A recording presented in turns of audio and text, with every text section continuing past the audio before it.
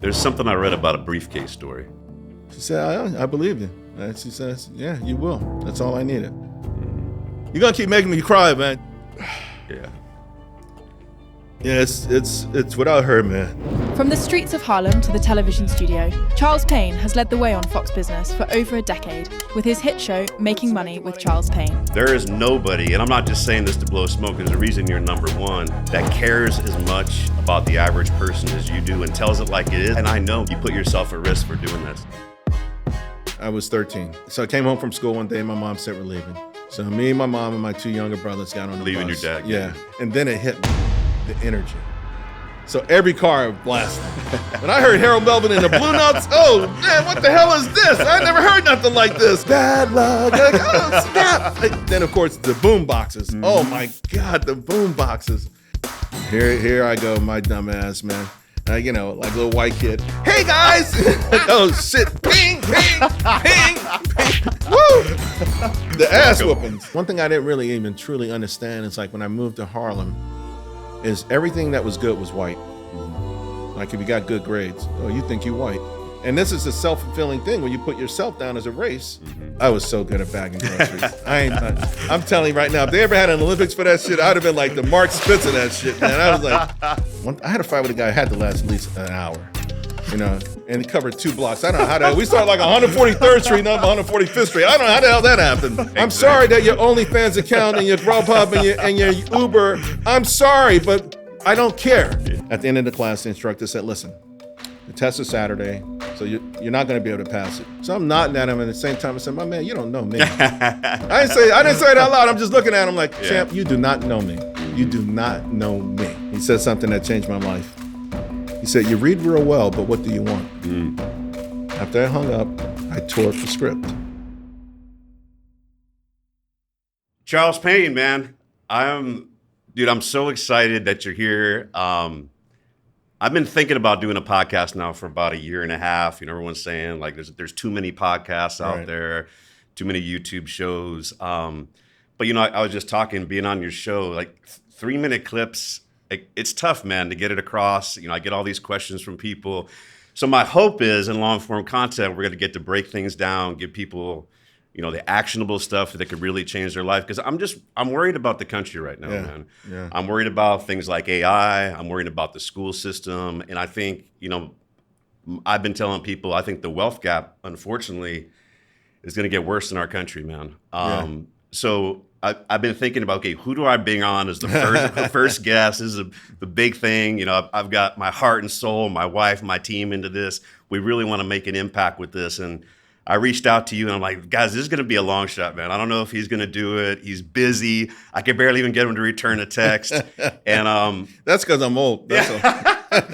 I told Savita, man, I got an email that Charles landed. I better tell the dad. Charles sent down an email. It's better than smoke signals, man. But look, man, today, everyone knows the Fox Business Charles. They know that side of you. And I was talking about you before you came here. It's like I know you, but I don't really know you, right? I've done your show numerous times. You've even been to my house, but I think it's been more of a business level. And this show, I want to really break down like who's Charles Payne, because your success, it's crazy, man.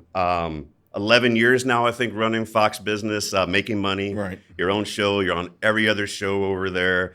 Wall Street Strategy started in 91. We got a lot of common. You started out of your bedroom. I started out of my bedroom. You're blowing up over there now.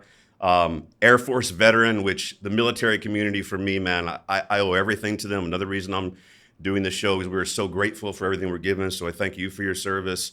And, I've been doing media now, all these news networks for maybe 15, 16 years. There is nobody, and I'm not just saying this to blow smoke. There's a reason you're number one, that cares as much about the average person as you do and tells it like it is. And I know, man, you put yourself at risk for doing that sometimes. Yeah. So thanks for being here. Thank you very much, man. That's a beautiful introduction. I really appreciate it. And all the things you just mentioned are the things that I'm worried about. I have been worried about. I'm concerned about. And, it's interesting. The American capitalist, it's you talk about getting in trouble for speaking your mind or saying different things, and this I feel like we get wedded to either being a Democrat or a Republican or being a this or that. You know, we're always affixed to being certain things, and then we kind of defend ourselves to be those things. And I think, you know what, life is much more complicated. You know, and so like I have people like I agree with on 90% of things, but I disagree with on 10%. And I think that's the way life is. And then the question is, how do you communicate that in a respectful way, and in a way that maybe both sides listen and learn. And I think that's, you know, of all these issues you're talking about, the inability to do that is one of the reasons those things are getting worse. I'm glad you said that, man, because every situation I'm looking at right now, I look at the riots that are going on in LA, I go look at what's going on across the border. The thing that really irritates me, I think people are going to look at you and say, okay, he's on Fox, super conservative, right wing, he's just going to follow that no matter what. I think people tend to think I'm that way also. It's just not the truth, man. You know, I voted for Trump. I like a lot of what he's doing. There's some things I don't like what he's doing. And I think, you know, the problem is, and not to bash Trump, because I think he's been put into this political structure where if you want to get elected, here are the things you have to do.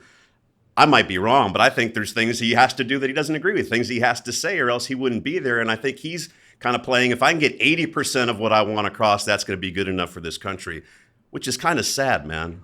I mean, I don't know how you feel 80% is a lot. Yeah. 80% would be a lot. No, really, it would be a lot. I mean, take, for instance, one thing that I've been getting a lot of pushback for in tariffs. It's something I've talked about for a long time. 10 years ago, I was talking about it, you know, and I have the guys from the Wall Street Journal shoot me down. And there's a couple things, you know. First of all, I'm a student of history. Yeah.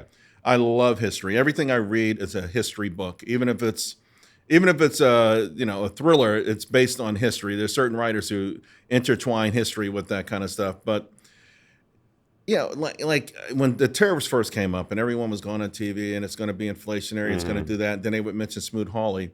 It blew my mind because, and it's pretty, you know, it's right there. It's in the history books. Yep. Smoot-Hawley was the greatest deflationary period in American history, not inflationary. Now, if you think there are going to be issues with it, yes, you know, but I don't look at it. I look at it as, for instance, you have these purists who'll say, well, Ricardo and Adam Smith and comparative advantage. And I don't know that people are connecting all the dots. All the dots get back to what you just talked about, the wealth gap, right? Especially since 2009. Something's gone wrong. It's called the financialization of America. And people need to think, if you could pull up corporate profits for the last 100 years, they go steadily like this. All of a sudden, since 2009, they've gone like this. I mean, when I say parabolic, it's crazy. It's been amazing. Great for the stock market. Yeah. Amazing for the stock market. Right now, I think S&P operating margins are around 13.5%, and they've been there for a long time.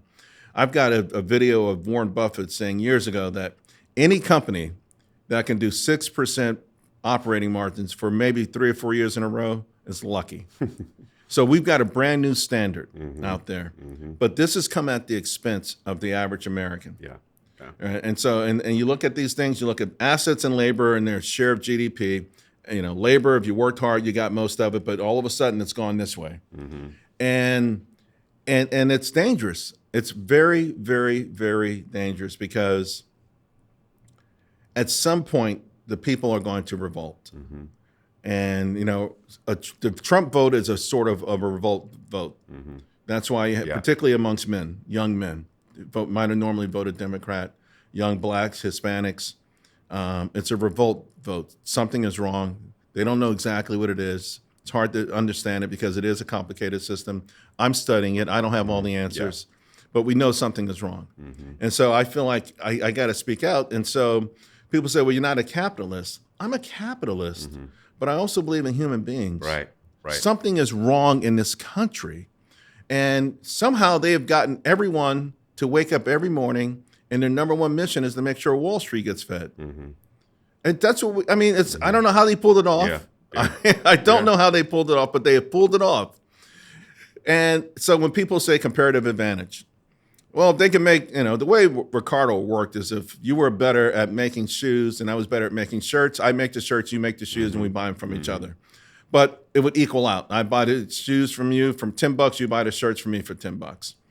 This is not comparative advantage, what's happening with our relationships. And the reason I back the tariffs, it's what's happened is you had China, which was smart enough to subsidize particularly critical industries. And so it wasn't a level competition. It's like someone taking steroids and someone not taking steroids. And the country that took the steroids looked like they had better comparative advantage than we did. And so Wall Street said, fine, let them have it. Why? Because Wall Street is the middleman. They get paid no matter what. They get paid, they get paid a fee, right? They make the money, especially those fat corporate profits. In the meantime, we have hollowed out this nation. And so, that's just one area more recently where I've get a lot of pushback from people who are purists. Right. But think about this for a moment. And if China, I'm going to go back a little bit because I think it's important for people to understand. I have some knowledge of China's history, right? And how China was amazing. They were headed to the West. Big time. China and India had once were together 50% of the world's GDP for a long time. Then they started trading. The West showed up, said, we want to trade with you. Initially, the emperor said no, but then they said, okay, fine. We'll sell them jade, porcelain, silk, these things. So now around the world, everyone knows China is amazing. That stuff starts to go into Europe. Well, what comes out of Europe? Silver. You got to pay for it. All of a sudden, so much silver came out. Like, they're looking for ways to mine silver. They discover a new world, right? So now 45 to 50% of all the silver from Peru, from Mexico, ended up in China. So Europe is panicking now, panicking. A sidebar to that was that the workers there couldn't keep up, and they were dying. And a bishop out in Portugal, Spain, said, hey, maybe we could replace them with the Africans. And that was to spark the African slave trade. But in Europe, they were saying, okay, what the heck do we do? How do we fix this? So opium. They introduced opium to China as a miracle drug. And so opium gets wide used. And then the British show up, late 1700s, say, you know what, we need you to open 5 ports. And the emperor's like, what are you talking about? Open 5 ports. I'm not opening 5 ports. He said, we're not asking. So they went to war. Now, remember, China had the greatest military ever. They were so far advanced. They had, gunpowder and all this stuff. They were just ahead. And they probably thought they still were, but they didn't realize that Europe had a war every week. I don't even know. There's got to be a book this big with all the wars. Like every night, it's all. If you can name all the wars that Europe have had, it's had. But every skirmish, what got better? The fighting technique, the metals, the cannons, the ships. So they're getting better because they're fighting. There's other stuff, sitting in the port. It was great. Like, 1408, you were bad. You were no joke, right? Anyway, they lose their first opium war. The emperor calls into the barracks. Half the people are high. They couldn't even fight. No, they were smoking opium. They were on the opium. And then the ships were raggedy. So they lost. No, a few years later, here come the British again. We need you to open up 5 more ports. Emperor's like, no. Opium War number 2. Crush them. Crush them. So now all the silver is leaving China as opium comes in. They've lost 2 wars. They're destitute, and the peasants rise up. It's called the Boxer Revolution. They were so beaten down they couldn't even fight that. So China has to ask the West and Japan for help. So imagine you got Japan, Russia, France, America, all of these nations. Okay, we'll give you money, and some of them send troops. But the VIG, oh my goodness. John Gotti would bless it. What they charge China interest. I think they still owe interest payments now. So that created the 100 years of humiliation. That's what drives China. The irony of all of this, the reason I say this story is it's the exact opposite. The same thing is happening, but to us. And sadly, you know what our opium is? Cheap crap from China. A cheap beach ball from Walmart. That's our opium. We have to go out and buy this stuff. And so guess what? Our silver is going to China in return for cheap crap that ends up in a landfill 6 months later. So people say, well, yeah, but it's cheap, right? And a comparative advantage. Is it really a comparative advantage? If China owns, let's say, 25% of our bonds, and we pay $1 trillion a year, China is getting $250 billion a year in interest from America. Isn't it ironic that poor Americans and all Americans who pay taxes are actually subsidizing the company that makes the beach ball. So now they're owners. They own our assets. They own treasuries. They own farmland. And all we got was a beach ball that's going to end up in a garbage can. And that's why I fight against it. There's something is wrong with the system. Why does a house in New York City with a certain amount of square footage go for $5 million, but the same square footage in Mississippi is $150,000? All I'm saying is there's certain things that are embedded in our system that's wrong. And I think the short-termism with the captains of capitalism, that's all it really is short-termism. If we were smart and just say, okay, let's bring back manufacturing, even if it means instead of 14% profit margins for a couple of years, you got 12%. But now you've created more workers here. So now you've created more organic demand here. And by the way, if you create more factories, the prices are going to come down, supply and demand. So the rents won't cost so much money. The things that give them any kind of, we'll never have slave labor, but we look at it the wrong way. It's a race to the bottom. We want things to be cheaper. I think wages go up, then that's inconsequential. More Americans are working, it's inconsequential. So, but it's the political will. There's no real political will. If the leaders of both parties right now came out and said, we're going to back tariffs to a degree. No matter who wins the next election, they're going to be 10% for the world and 30% for China. We would have a manufacturing boom in this country because now businesses know they have to do it. They can't game the system. Right now, some are playing cute. Trump's only going to be in another 3 years. The next person comes in could be a Republican that doesn't want to do this, and certainly a Democrat won't do it. So they can kind of play it off, but bluff their way. But if we ever took this seriously and understood that China went through this already, China knows the blueprint already. It has been used against them. They were the greatest, the most wealthy nation in the world, and they gave all of their wealth away. All of their wealth away because of an addiction. And now we are addicted to looking good, materialism, all this kind of crap. We are, and by the way, during all of it, we've gotten lazier. So when they went to the barracks to get those troops, they were high. Our folks are just lazy. You can do everything, right? I mean, I know people in the projects that will use Grubhub to order McDonald's. Like, what the hell? Get on the elevator, go outside and walk 3 blocks. So we're in a predicament, and I'm seeing it, and I'm screaming, and I'm yelling because it's at some point you can't return from it. So how do you, I mean, look, here's what I'm concerned about with that, though. And I agree. Look, we're addicted to cheap shit. The only thing we're exporting is entertainment. We're not doing anything at all to subsidize ourselves. And like you said, they can pull the plug, or they have us by the strings right now. And the problem is to get these factories up and running and do all these things, there's going to be this long transition period. And so the policy to subsidize that, the will on both sides aren't going to be there, because obviously the Democrats don't want tariffs, the Republicans don't, so we're not going to be able to get any medium to get us through this. The other challenge that I'm worried about is, how do we get people to want to go and work in factories? Like you said, especially not to beat up on this new generation, and I blame a lot of it for COVID, where people were stuck at home, they were getting paychecks, PPP loans. We had 2 years of everyone loving not working anymore, and now it's hard to get them out there. You got people that are taking, we're talking about this, for $20,000 vacations, and they go back home and crash on mom's couch for a while. How do we change that? How do we educate these people? How do we tool them to be able to do that? I think education is a big part of it, but I think no alternatives. I think the American public would be shocked at the number of assistance programs that are out there. I do know people who are 50 years old, never had a job. Never. This is before COVID. Never. They're alive. They're healthy. They're overweight. Let's talk about that a little bit. What do they do? Because I grew up that way too. Here's the challenge, Charles.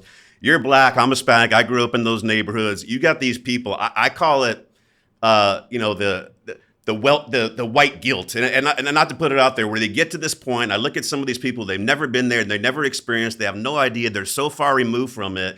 They're here to save the world, and they don't understand about the people that are getting food stamps, selling drugs, selling the food stamps for there, playing the system. Like you said, they're using people's dead Social Security number. Like, there is so much fraud that's going on out there right now. But if you call it what it is, you're racist, you don't care about people, you can't say anything in this country anymore. And you just said it. How do you solve for it? No alternative. I didn't have any alternative, man. Like, if I didn't go out there and work at 13 years old, my mom was so strung out, she had to apply for food stamps. She wasn't doing that. If I wasn't out there working, washing cars, doing what I was doing, I wouldn't have eaten. It's been that way my whole life. I knew there was no safety net. Right. You either work, you pay for an apartment, or you're homeless. Like, I don't, and that's the other problem with some of these parents out there that are enabling that. I think, at the end of the day, not everybody wins. You got to fail. And if you don't have that fear of failure, you're not going to put in the work to win. Right. You're not. I mean, and there's no fear of failure because, and that's another reason why the trade thing is intriguing, because this cheap stuff allows people that don't work still to feel like they're participating. Yeah. So, you have the same things that wealthy people have, not the same quality per se. You don't live a destitute life. You go to the beach with that cheap beach ball, right? And so it's all part of the system. And so why does it exist? Power, right? I mean, the people who allow it to exist, I don't know that, I think it's less white guilt and more white power, liberal power. On the, that's what I mean, look, it's a liberal, it's called liberal guilt. Right. But, the thing is, I don't know that they feel guilty. I think they understand the power of keeping people in a certain position. So it's a Faustian deal. Hey, I'm going to find a way for you to never have to work. And in return, you'll always vote for me. So, and they'll have the power because, we're such a large enough economy that, it's even our poorest, like if Mississippi was a country, right, it'd still be one of the top countries in the world, the poorest state. Right? And so, and if Canada was a state, it'd be 51st state in terms of wealth, right? So that's just how rich we are as a nation. Our poorest state would be rich anywhere else. So I don't. Again, I'm still seeking all of these answers, and I'm a student of everything. Like I watch things, I listen. I've traveled a lot. I read a lot. I try to pay attention. I do think, though, that having all of these alternatives, though, again, and these are programs. I see people, hey, I'm in this program, I'm in that program, and one lasts 6 months, one lasts 3 years. The next thing you know, you're 40 years old and you've never worked, but you eat. Right. Right. It should be like at a certain point, if you don't work, you don't eat. Because then you will look for work. We have 7.2 million jobs out there, right? People, either on one end of the spectrum, well, I went to school for this. I want this class, this job. And on the other end, people could afford to turn down certain jobs. And, then I think the education part about the knowledge, like going to work at McDonald's. There are people, I think it's been studies that would show in maybe 30 states, 40 states, you actually take a pay hit, an income hit, not pay. If you pay is go the work wrong at word. McDonald's Right, versus rather subsidy. than keep getting your subsidies. Yeah. So you take an income hit. So the thing is you have to explain to people is, yes, but if you get on the ladder of success, even if you start, even if the second rung is here, even if you have where you are now, even if you have to go down to the first rung, you are now on the ladder. That's a great point. And you can start climbing that ladder. You can start climbing that ladder. The problem, though, is people have to believe they can do it. That's the other part of this equation. They don't believe they can do it. They've been told they can't do it. They don't believe they can do it. And so they've settled. And again, our poor people would be relatively well off in 95% of the world. So now we see generational poverty, generational, folks living paycheck to paycheck or program to program for generation after generation. And it's really gone into overdrive. Of course, I think since the Lyndon Johnson, since the 60s, this has been one of these things. And let me tell you who wrote something really great about him. I can't remember verbatim. Arthur Burns. Arthur Burns, for folks who don't know Arthur Burns, was a Federal Reserve chairman during the Nixon years. And he's become infamous for not being tough with policy. He raised rates and then he brought them down too quickly, and we had two recessions, the double dip recession. Anyway, he's synonymous with being a poor. He's considered the worst Federal Reserve chairman in history, at least modern history. He wrote a paper soon after he got out that is so amazing. And he talked about all of this in that paper, how there were sort of 3 stages that we went through as a nation. we were always this country that prided ourselves from pulling ourselves up by the bootstraps. Rugged individualism. That's what made America. And it's true. The 1800s, we had a civil war. We had four panics, which are the equivalent of the Great Depression. In fact, they were so severe, everyone agreed, next time we get something like this, let's not call it a panic. They said, well, what should we call it? They said, how about a depression? So hence the Great Depression. We had 4 massive panics. We came out of the Civil War. And we did, during all of that, especially in the Second Industrial Revolution, rugged individualism. We just did it. We introduced the world to consumer discretionary, right? That Chicago World's Fair, I think it was 1893. We introduced, consumer discretionary. You could buy Wrigley's spearmint gum. You could take your girlfriend on a Ferris wheel. First time any of this stuff had been seen, right? Like all of this stuff was before we were living year to year, hoping that the crop would come in okay. If the crop didn't come in okay, you had to have good neighbors or you were in trouble, right? And now all of a sudden people are moving to cities. We're urbanizing the nation. We have extra money. Oh my goodness, it was on full display there. But all of that was done through rugged individualism. And we were that way until 1929, until the Great Depression. And that's when we had, all of these programs that came in, right? The New Deal. And we changed as a nation from that I can do it to we need the government to help. That was a massive blow to who we are as a nation. And then Arthur Burns explains again in the 60s how this became even more perverse. And we wanted to help every little niche out there, every niche. And so every niche was helped, but helped too much. Help, it's one thing to give someone a helping hand, right? A hand up, but this is like, no, we will hold your hand forever, from birth to death.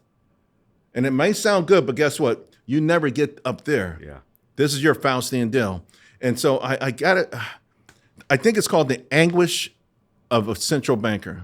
The word anguish is in there. If anyone Googles it, it's so amazing to read. And so it's been a process, and we've lost it, and we have remnants of it because we're such a big country, and this is a great country to get rich in. That there are individuals who rise above it all, like you, right? But before it was ingrained in every American. It was ingrained, and it didn't matter. What race, nationality, it did not matter. And it was a beautiful thing. That's how we got to the top of the world in a short period of time. Yeah, it's, and to be honest, I didn't know all this history. And I think that's why, and you were a student of history, and I think that's probably leads to a lot of your success because you're able to look at what's going on today, and it's not shocking you. Right. Like this whole process, what you're saying, it started a long, long time ago. The weakening of America, essentially. The reliance on cheap goods, the reliance on handouts, and not having to, like you said, back in the day, you didn't hear this. You got to go out, farm your own crop. If it's not there, you're not going to eat. But I guess, my problem today is, though, it's like people are running out of time, man. And I don't know what you think. I think artificial intelligence is only going to expedite this problem. It's going to make it worse. Like you said, I think the companies are going to be fine. They're going to do good. It's actually going to probably increase their profitability. But who I care about is the people I work with, the small businesses, because, let's just be honest, tariffs, Intel is going to be fine, Apple is going to be fine, Cummins is going to be fine. One of my clients, though, imports flooring from China, distributor in LA. He's getting crushed, man. Yeah. So this is my reply to that. Because everyone has done those stories. Those, we're hurting small businesses, and they've gone and interviewed the business. Take one of the biggest industries hurt by China and the textile furniture. So I can show you a chart. In 2000, there were 500,000 workers in textile. Now there's less than 50,000. I would love. Here's my point. No one has interviewed any of these people. The 450,000. And I know we feel bad for these 50,000, but look where the chart is going. If we don't change something now, come back in a few years and they're going to be gone. So I know it hurts people now. And this gets to the point about what are we willing to sacrifice? What are we willing to do? I mean, this is a war. In war, there are casualties. In wars, there's uncomfortable periods of time. And if we had the leadership that could articulate that on both sides and say, okay, and we'll try to find ways, to scramble and make sure those things are better, right? But We know that if the sob story, and we all are susceptible to it, the problem, though, is we have 450,000 of these people lost their jobs already. And these people aren't going to keep theirs. They're going to lose their jobs.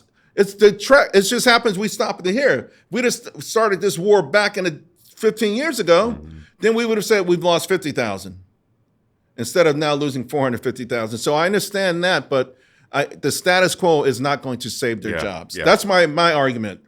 It's the situation now is not going to save their job, or not going to save their industry, and it's certainly not going to turn the tide, right? And so I want to say Thursday, Restoration Hardware reported their earnings. And when the first time they reported was this year, the tariffs had just come out. And the CEO is very, very flamboyant.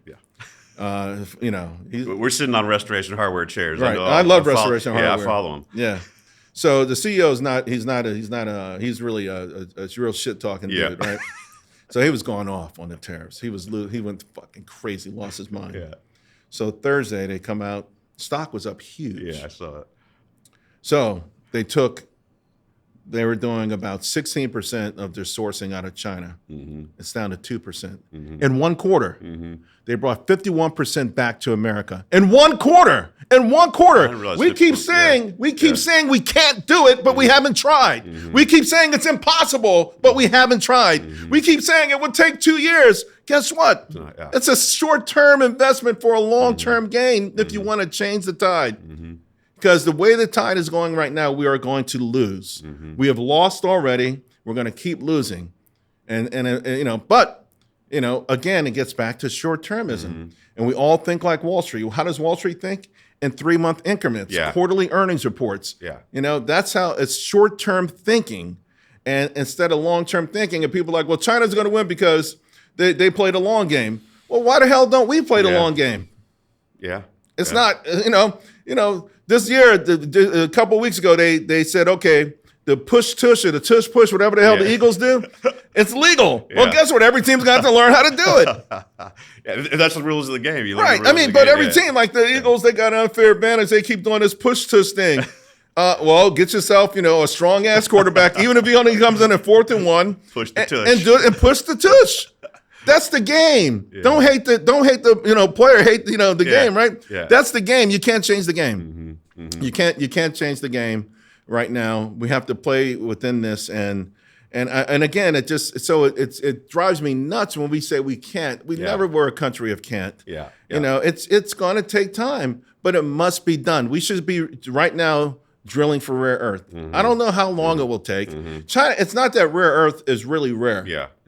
But the problem with rare earth is that it's just usually hard to get to, dangerous, where it's located is going to create political problems. China doesn't mind. They'll send 1,000 people in the mine. They kick off, bring another 1,000. It's like, so we have, rules and stuff, and we don't want people to die. But, and by the way, they're getting most of this stuff from like Malaysia and places like that. But isn't that the problem, Charles? Like you talk about the tush push, right? And those are the rules of the game. If we're a global economy, right, and the rules are way different for the Chinese, labor law, all these things, how do we compete with that? Well, we have no choice if we don't want to stop the silver from leaving our country. We don't necessarily have to treat people the way they treat people. We don't indoctrinate people. We don't have them in camps. But if we go back to Ricardo, what is their true comparative advantage? They're not better than us. Now, Tim Cook tried to suggest that, and I debunked him pretty good. So I found this piece on Foxconn, and the average worker there, I could go to the local McDonald's and they have the same brain power. So it's not that they're brilliant, They're sleeping there though. They're working 20 hours a day. Yeah. I mean, the thing is though, it's what they're trying to do is the folks who make all the money is change the argument that, well, it's not really that they work cheap, it's that they're smart. Now, I will give them this. They probably do work harder. There's no doubt in my mind they probably work harder than we do, And I had a friend, it's actually a friend of my wife. She must be 100 now if she's alive, but she used to talk about what they had to do in school and the rigors of school. I mean, physical and mental. Like they would swim every day. They had to learn English, but and they had to go to school on Saturdays. I mean, the rigors, like our parents are like, "Oh, Bobby, it's too much homework. Are you okay?" You know, I mean, that's the kind of stuff that if we acknowledge that we're in this battle, that we have been in a war a long time, but we just, most Americans don't realize that this trade war has gone on now for a few decades. It's the first time we're fighting back. They said with Trump's trade war, no, it's been a trade war for a long time. There's a great book. Golly, it was A Little Nation That Could, or anyway, it's a great book. It's this little tiny country is a duchy, and they declared war on America. We didn't even know it existed, and so they sent their navy, which was like a ship of 4 or 5 people, right? So they just happened to land in America. Something big was going on. I forgot what it was. So they get to Manhattan, and they're walking around Manhattan, and there's no one around. I think everyone's at a parade or something. And they just happen to walk in a building where they just created this amazing bomb. It was better than a nuclear bomb. And they took it back on their ship, and they went back to their country. So all of a sudden, they had this bomb, and the world had to negotiate with them. The point is that we've been at this war. They were at war with us, but we didn't know, you know. China's been at war with us. And we haven't known. We're at the football game. We're at the hockey game. We're at the club. We're at the street. We're not. They've been able to roam our streets and take all our things and grab our knowledge, and we've just been sleepwalking through the whole thing. All right. Well, this is a great history lesson, I think, of why we're here. And it helps me because I look at all these things and it's just so frustrating because you said, like I said, there's people like you, people like me, you're just going to pull yourself out by the bootstraps and you're going to figure it out. But the point is that's how all Americans used to be, and we've taken that away from them.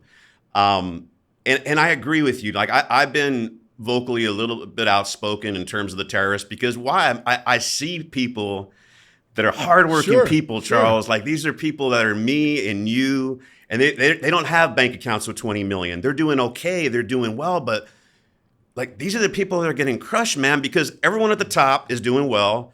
The people at the bottom, they're just happy living there and whatever it didn't hand to them. It's the guy who's out there busting his ass, making 200, 250 grand a year, which, by the way, people say those are the rich and wealthy. Those guys, if you live in California, like you're barely getting by there.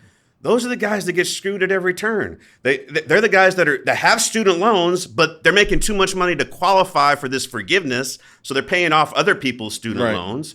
And when you talk about this whole transition, my client, I'm telling you, who's got this flooring company, he could survive if you give him just a little bit of a bridge. Give him a bridge loan, low interest, like help him out, get to the next side. He can do it, but we're not focused on there. And those are decisions that are not being made. Look how we bailed out Wall Street. After Wall Street created the crash, they changed the rules for them. Yeah, we bail them out.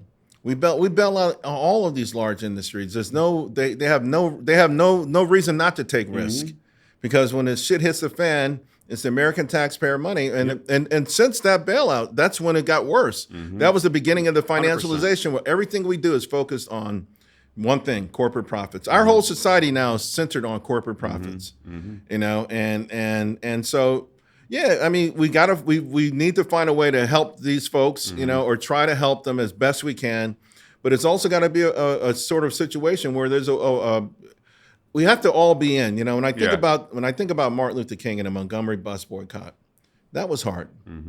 There were people, like you said, who said, well, if I don't make it to my job, I'm going to lose my job. I'm the only person making money in my family. That person could have took the bus. That person didn't. Now, a neighbor gave him a ride. They walked, they biked, whatever it was. The only reason that was successful is individual sacrifices, but others rallied around them to make it happen. And then they were able to turn the tide. So, you know, we've been in this situation before as a nation. It's just that it's just not the folks who are most comfortable with the status quo own everything in terms of communication, all the TV shows, all the major media publications, you know, and so they're against it, you know. But if you just got to go outside sometime and see what's happening and see how the middle class has shrunk. And again, the gulf between the haves and have-nots is so bad. It's so, and it's masked, right? And this is what frustrates me too. Like, particularly economists. I think almost every economist comes on I have a fight with. So it's you got 10% of the population who do 50% of the buying. So the Fed looks at that and say, we're okay. Now, my whole thing, this is why I tell people they need to look at this. Imagine that there's a bus depot, and across the street there's a bar. And almost every night, 9 bus drivers go and say, before we go home, and knock back a couple of brews. So you got these 9 guys in there knocking back the brews. And one night, Elon Musk comes in. So an economist would look inside the bar and know what the economist would say? There are 10 billionaires in there. Right? And that's how they look at our economy. And it's so skewed. And the irony is that their policies, we're going to be restrictive. We're going to strangle this economy. Oh, well, these money markets, $7 trillion in there. Rich people are getting richer. Yeah. Their dividend checks. You're strangling the people that have already said no mas a long time ago. You got me, Fed. Powell, you killed me, baby. I'm done. Why do you keep strangling? There's nothing left to strangle. And that's how our system is built. Even the Federal Reserve thinks like if wages go up too much, they want to raise rates. They see Main Street prosperity as inflationary, as this and that. Everyone's conspiring to keep people down to a certain level, keep them happy at a certain level. They go out because you know what? All of the money eventually goes into the pockets of the 1%. Well, I mean, Trump's been pretty vocal about what he thinks of Powell and interest rates. And I mean, there's a case to be made. Yes, you can lower interest rates right now. There's also a case to be made based on look at the economic data. Maybe we don't need it. The data is bad. The data is awful. The data is awful. Bad. You think we need to cut rates? Oh, yeah. And again, it's for the reason I said. It's they're like, well, people are going to go out and spend money. Right now, I think people, if they had a break, would probably pay some of the credit cards off and save a little bit right now. But the idea that Main Street would have any breathing room, it scares the shit out of the powers that be. You're not hurting rich people. If we have to wait for rich people to stop spending, we'll be annihilated. Rates are too high. Credit card rates are 23%. You can't buy a house. Look what they've done to the housing market. How can the small person buy a house? First-time home buyer, you know how old the average first-time home buyer is now? I don't. 56. Used to be 30. Used to be less than that. The first-time home buyer, because those are only people with cash. And they're usually buying cash, right? Because who's going to pay a 1 to 7% mortgage? So yeah, I think they have to cut rates. But the narrative is it's the wealthy that are going to benefit from the rates, right? They benefit from the higher rates. Exactly, I agree. That's my point. No matter what the Fed does, the wealthy. But that's the problem, Charles. People don't get that simple concept. Right. That's ironic. The wealthy, the stock market's at 1% from the all-time high. Exactly. And we've had restrictive rates, right? We had the most restrictive rate hike in history. So that didn't stop rich people from getting rich. And by the way, Warren Buffett, why is Warren Buffett sitting at $360 billion in cash? Why doesn't he have to invest it? Because he owns more. 4.5%. He owns right. Yeah. So if he could buy T-bills, because our rates are so high, and you can get money markets, and you have to take no risk now. Right. You don't have to invest in a small business. Right. If I'm very wealthy, I don't have to invest my money. I don't have to spread it around. This is worse for Main Street. I don't have to take any risk. I agree. Yeah. So, yeah, you know what? The way the Fed is set up, low rates help them, high rates help them. But I know high rates hurt people who want to buy a house. They can't. The mortgages are out. Whose credit card bill just went from 16% to 23%.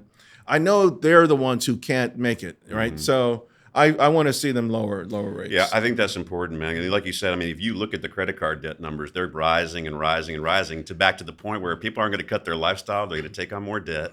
And if you look at that expenditure of surplus income of where that's going, it's going to Citibank, it's going to JP Morgan, it's going to Wells Fargo. And that's the thing, if you can get that back in the pockets of people, then maybe that's one of the offsets of these tariffs that you're talking about, right?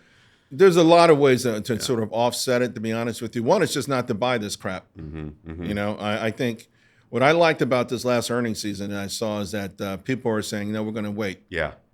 It's okay. It's okay. It's okay. The last 4 personal income and spending numbers, personal incomes came in better than expected. Incomes have, and that could be a lot of things. Sometimes it's just transfer payments, but incomes have come in substantially better than Wall Street anticipated all year long. Spending has actually gone down. So our savings rate, which was like at 4, is at 5, near 5. And so people are sort of, doing this on their own. The households are smart, man. People are smart. You know, they have bad habits, but when the shit's about to hit the fan, they will buckle They'll figure down. it out. Yeah. And so they've been buckling down. So our savings rate has gone up. Wall Street hates that. Oh, they hate it. Don't save money, you know. And so our savings rates are going up. I think just keep, you know, buy local. Remember, there's no tariffs on local shit. Buy local if you can. You know, don't spend your money. Don't send any more of our silver to China. You know, we need to make sure that there's pain on China. And they've got their own pain. I know the media tries to play them up as unstoppable. Yeah. They've got the fertility crisis. Yeah, no, they've got a housing crisis. They've got a lot of issues going on. And by the way, the fertility crisis is really acute because where the areas that make the most money, there's no babies. There's none. I mean, it's just there's no one to replace their engineers. None. It's just really dead. You know, they have some kids out in the rural areas, but they Farmland, right. So, you know, we can win this waiting game. We can win this waiting game big time. You know, but the media has been scaring the shit out of people, and mostly because they hate Trump. But also a lot of people just benefit from the status quo. And I'm really thrilled that we've seen now 3 months in a row where the worst case scenario didn't pan out this week. Yeah. So in March, everyone did these stories about running to the car dealer before car prices go up. I hate to say it, Fox Business did one. I was cringing. So used cars have gone down 3 months in a row. I've seen that. Yeah, 3 months in a row. So yeah, that used car that you paid 25 grand for is probably 20 grand now. The media scared the shit out of people in a way that's never happened before. University of Michigan, people just mentioned tariffs or they're afraid of government policies. Higher, 3 months ago was the highest ever. Like it dwarfed COVID, a once in a century pandemic. It tariffs, which is imports of 14% of our GDP, 14%. It dwarfed COVID. It dwarfed the great financial crisis. It dwarfed 9/11. It dwarfed all of that. The fear. We've never been this afraid. They did this. You know, and so it's. I'm glad to see those numbers are coming down. And there'll be a time when the CPI number will come in a little bit higher. It goes up and down. It doesn't just go straight up or straight down. And they'll jump on it and say it's the end of the world. But we started the year, I think, CPI, I forgot where we started, but we're 3.0. So we're 2.3, 2.4 now. Down. Yeah. Yeah, I don't think we'll get past that number we started the year at. Yeah. You know, we won't have Biden's 9.3%, right? And that was from a lot of money. Let me tell you the secret there too, since I brought it up. But here's another thing that we got to understand. So, and I mentioned earlier, all the money is going to go to the top 1%. It doesn't matter. Right. Doesn't matter. Sanford did an amazing piece. It's probably 2 years old now. February, I think it was 2023 maybe. And it shows you exactly the Biden 1.9 trillion, how it goes to the top 1%, how they end up with all of this money. And by the way, it's by design. It's the most beautiful thing you can do as a politician if you don't give a fuck about the country. Give out $2 trillion and say, I care about you. People spend it, your GDP numbers are huge. Look what I did for the economy. But one thing, unfortunately, that we do is, and the thing is called propensity to consume. We all have certain levels of propensity to consume. The bottom 40%, because they never had a nickel, spend as soon as they get it. When those stimmy checks used to hit, I used to go to the mall and check it out. You know, Louis Vuitton had the velvet rope, you know, outside. You know, everyone's Ferragamo. Wasn't just Louis, right? Lines and lines of people couldn't wait to go in. And so you see, like, I remember one time being in Neiman Marcus. So I saw them. They bought 2 sneakers and they came out to $1,400. But then they bought one more thing, because this was free money. So they were only spending $700 of their own money, right? And that's what happened. So it's called propensity to consume. Immediately, that money, all that free money is immediately spent. Then over another period of time, the middle class will spend theirs too. All of this money makes its way 2 places: bottom line, corporate bottom lines, and then dividend checks, and then ultimately the top 1%. But it's done on purpose. It's done. Biden, it was a brilliant move because Biden could say, pumps the economy up. I had a strong GDP, But what he was really doing was he was rewarding his benefactors, his donors, the top 1%. And you look at people who didn't have to pay rent. When they had to pay rent, they didn't have any money. Why? Because the money they would have spent on rent, they spent it somewhere else. All these people who didn't pay college loans, how come their debt levels went up? Should have gone down. They understand the psychology of this. They really do. And they use it against us all the time. Nancy Pelosi called it the multiplier effect when she argued for higher food stamps. And she even admitted out loud what they're trying to achieve. So our system is designed in a certain way, and it benefits certain people. But it's not just on the money side. They really have framed it in a way that anyone who tries to attack it is seen as a bad person, Right. heartless person, mean-spirited, Lose their career sometimes if you say But the wrong people thing. who actually perpetrating this are the ones who don't give a fuck about you. But they've insulated themselves beautifully. All right, so let's talk a little bit about this, because I'm one of these believers where I think long term, the reason I'm even doing this show, if I think people speak up, they educate people, they get them to change minds, it changes votes, it changes the outcome, and it does all those things, but it's a long-term game plan. And in the interim, people got to survive. People got to be able to navigate what's going on right now. They got to be able to take care of their family. So I want to talk a little bit about you. A little bit, your upbringing, I know a little bit about it. Tell me a little bit about Charles. Where did Charles start? I want to hear a little bit about your path of how did you become this success in the face of a lot of adversity? Right. Well, I had two childhoods. And the first childhood was growing up on Army bases. My father was in the Army, career Army guy, loved the Army. I was born in New York. Then we moved to Pittsburgh. Then we moved to Texas. Then we moved to Germany. Then we moved, I think, back to Pittsburgh, then Japan, Texas. I lived in Alabama, North Carolina, Virginia. My high school was the only school I went to 2 years in a row. Wow. Yeah. And I loved it. I mean, I loved it. We moved around a lot. I think it did give me the skill set of being able to make friends quick, and that kind of stuff. And then, we lived in Fort Lee, Virginia, 2-story house, beautiful house. Never locked the doors, played all the time, just rode our bikes, played football. It was just a beautiful life. It was very misleading in the sense that 60s and 70s or late 60s, early 70s were so rough in this country, right? From a social point of view. And I was kind of shielded from all of that. I didn't know any of that was going on, right? None of us did. It's a pretty good experiment though, because one of my best friends, my first best friend was white, and I had a white girlfriend, black girl. I mean, it was like this nobody, no one was beaming messages at us. So we were allowed to live, and it was just kind of a beautiful thing. You know what I mean? Yeah. So I came home from school one day, my mom said we're leaving.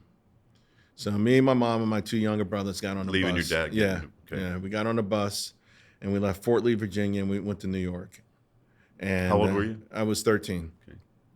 And that was it, man. That was the transition. It was so amazing. I mean, I remember the first day, we got here and getting off the bus and taking the train, the Iron Horse, that bad boy, man. Oh, and back then they used to have some old ass trains that still ran, like they were rust, I mean, they were like making all this damn noise. They even had a few real strap hangers. I call them strap hangers. Really, they were straps. They were leather straps, canvas straps. So we take the train. This is exciting as hell. We get out in the train platforms. Back then, the train platforms had all kinds of newsstands. This one had food, and they had a knish. I never seen a knish, right? And then all this kind of stuff, and the smell's good, right? Hot dogs, oh man, golly. So we walk up the steps, and these buildings, these are tall buildings, right? I mean, I lived in a lot of places, but mostly military bases. So, I didn't see any skyscrapers, right? So, and then it hit me, the energy. Rob, the energy is amazing. You immediately liked it? It was like you couldn't avoid it, right? It was so powerful, right? I mean, first of all these people, and then the music. Oh my God. So every car blasting. Every window. What year was this? 70, I'm going to say 73, 74. That's some good music then. Oh my goodness. Let me tell you. So, because it's so funny, because listen, I was I had Elton John, right? Yeah. Philadelphia Freedom. I dig it. Yeah. But When I heard Harold Melvin and the Blue Notes, oh man, what the hell is this? I never heard nothing like this, you know? Like, you know what I'm saying? They were like, bad luck. Like, oh, snap. Like, you know, so the music, and then of course the boom boxes. Oh my God, the boom boxes. So, you know, the energy. So we walk down the hill, and then I look over and I see these girls double dutch and jump rope. I've never seen that before. Wow. Oh my God, this is amazing. Oh. So then we get in the elevator, like, well, this is the coolest thing ever. Somebody lives in a building, like, your house has an elevator, you know? And, you know, we got in there, it smelled funny, it smelled weird in there. Anyway, it's like, so we get upstairs and all four of us lived in a room, their same room, right? Brothers, sisters, how many? 2 younger brothers, me and my mom. Okay. So all four of us lived in a room. Okay. And, you know, so then, you know, you go outside and here I go, my dumb ass, man. You know, like a little white kid. Hey guys! Oh shit! Ping, ping, ping, ping.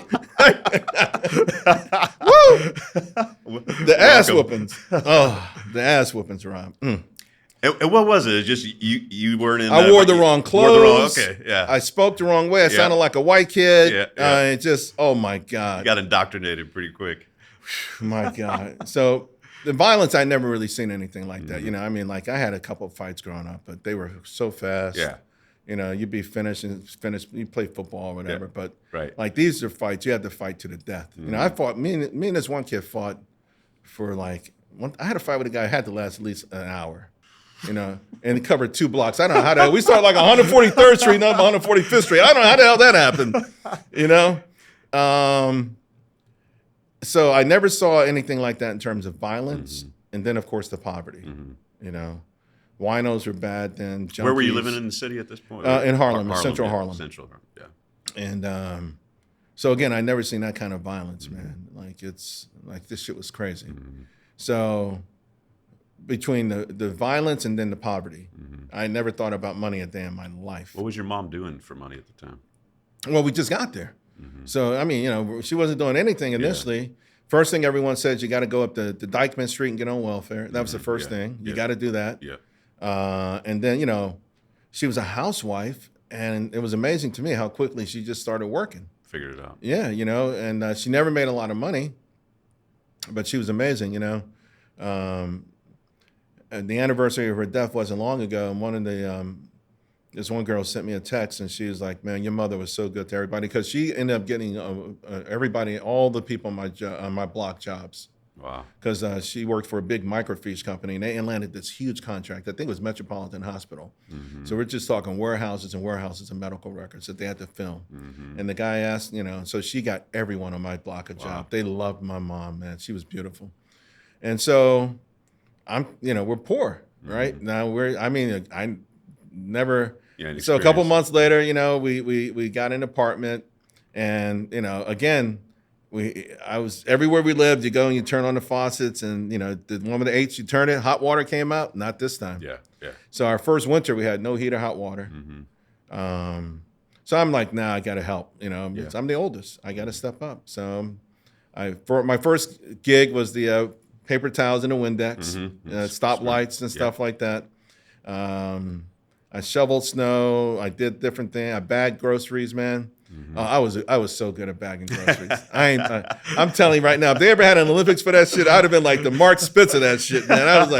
I was so good. And that's an art form, man. I'll tell you, we just came back from Japan, and all the stuff that it would take 8 bags here, they get it into 1 bag, man. Yeah. So there is an art form. I'm telling you, man, I was so good. Oh, I was so good. And I remember my best day ever. I made $13. I tell you, I mean, I felt rich. That's a lot of money. It was a lot of money. Yeah. Well, it was rough though. One lady, I took her bags home with her, and she lived on the top floor. Oh God!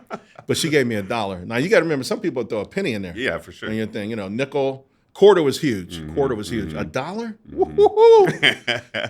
So anyway, I said I got to make some money. So like everybody, you think about Wall Street when you think about money, and so I started getting the Wall Street Journal. How old were you when you were reading the journal? 13, that same year. Wow, same year. Well, I was trying to read it.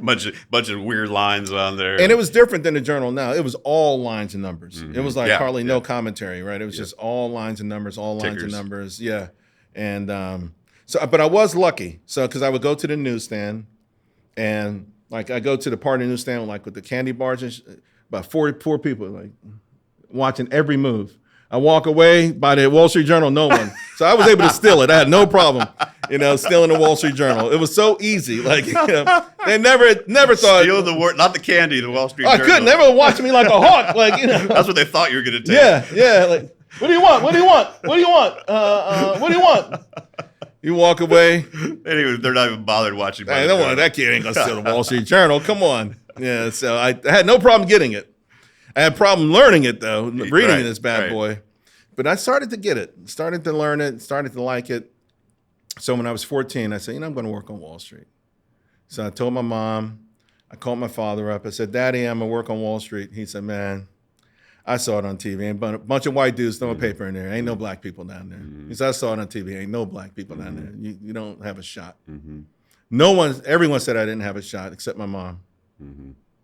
I was going to ask you, because I think that's where it stops for a lot of people. This limited mindset and belief, but it was your mom that told you had a shot. Yeah. What did she say?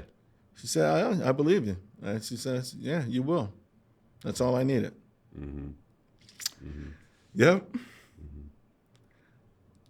Yeah. Yeah, it's without her, man. Yeah. Yeah. And that's all it takes sometimes, man. For me, it was a police officer. And I said, what are you doing around these guys, man? You're better than that. Yeah. It's that little thing, man. You need one person at least. I always say you're lucky if you have like at least one parent and maybe one or two school teachers. Because I did have a couple of teachers too who kind of, made me feel special. In third grade, I forgot her name. That's why I regret so much. But I had a math teacher, and she used to make two students stand up at the same time, and she would ask a question. Whoever got it right, the other one had to sit down, and another one would stand up. I wiped the whole damn class out. Wipe them out. And what was good about that is one thing I didn't really even truly understand is like when I moved to Harlem, is everything that was good was white. Like if you got good grades, you think you white. If you got A's. Right. And I never had that self-defeating psychology because 95% of my class was white that I just wiped out. You know what I mean? I just wiped them out. Yeah. So just people. I never thought they were better than me. And this is a self-fulfilling thing when you put yourself down as a race. Right. And then people who do succeed, you hurt them like, oh well, you think you're white, and so this is it's still pervasive right now in the black community, big time, and it's bad. It's and so at 14, I said I'm going to work on Wall Street, and I just kept. In my block, they didn't call it hustling, they called it scrambling. Okay. Okay, and I was always scrambling, and let me tell you, I admired scramblers, man. Like the lady who worked at like a factory, but used to sell French fries out of first floor window, or the person who was like the postman, but also took the numbers. Like I always admired people that had 2 or 3 gigs. If you scrambled, I was like, oh, that's my man. So, and I used to do that, and I used to gamble a lot. Craps? No, we used to play CeeLo with 3 dice. Okay. Yeah, CeeLo. I was like, head crack. That was so good, man. That was so good. And we used to also have this game called Chuck-a-Luck. Okay, I've heard of it. So Chuck-a-Luck is an interesting game because you have a guy who, the way back then, the salt container, the cylinder, cut the top off, you pour it. You cut the one top off, right? You put cardboard, Morton's. Right. So you put 3 dice in there, and you have a board, 1, 2, 3, 4, 5, 6. And he shakes it up, he puts it down, and while it's down and covered, people place their bets. So let's say you bet on the 1 and 2 ones, you get paid double, right? And so I used to play Chuck-a-Luck all the time, right? So one day I'm kind of chilling, right next to the dude doing it, and I caught him cheating, almost by accident. It was a smooth ass move. So when he would put the dice back into the cup, he kept 1 in his pinky. And so while everyone was putting the things down, like say no one had a 2, no one put anything on 2, he would make it a 2. So your odds were down dramatically. I saw that shit. I was like, oh shit. Hello. So right before you pull the cup, wait, hold on a second. $10 on 2. So first I started with $1, right? Now I'm making money. That's the start of insider trading, Charles. Yeah, but this is how you learn, right? That the world is crooked. Right. I mean, this is the first-hand acknowledgement that hey, something ain't. And I tell people say, man, the market is crooked. It is. Right. But you still got to play it. All right. So So first I started like, buck. I started making money and shit. So I'm bumping my thing up, right? I messed around and put a 20 down, which would be like, that was a lot of damn money, right? Yeah. He gave me a look, Rob. This look was like, I will fucking take you behind the building and kill you. Really? No, the look. He gave me that look. Yeah. I went back to betting $1. Yeah, I bet.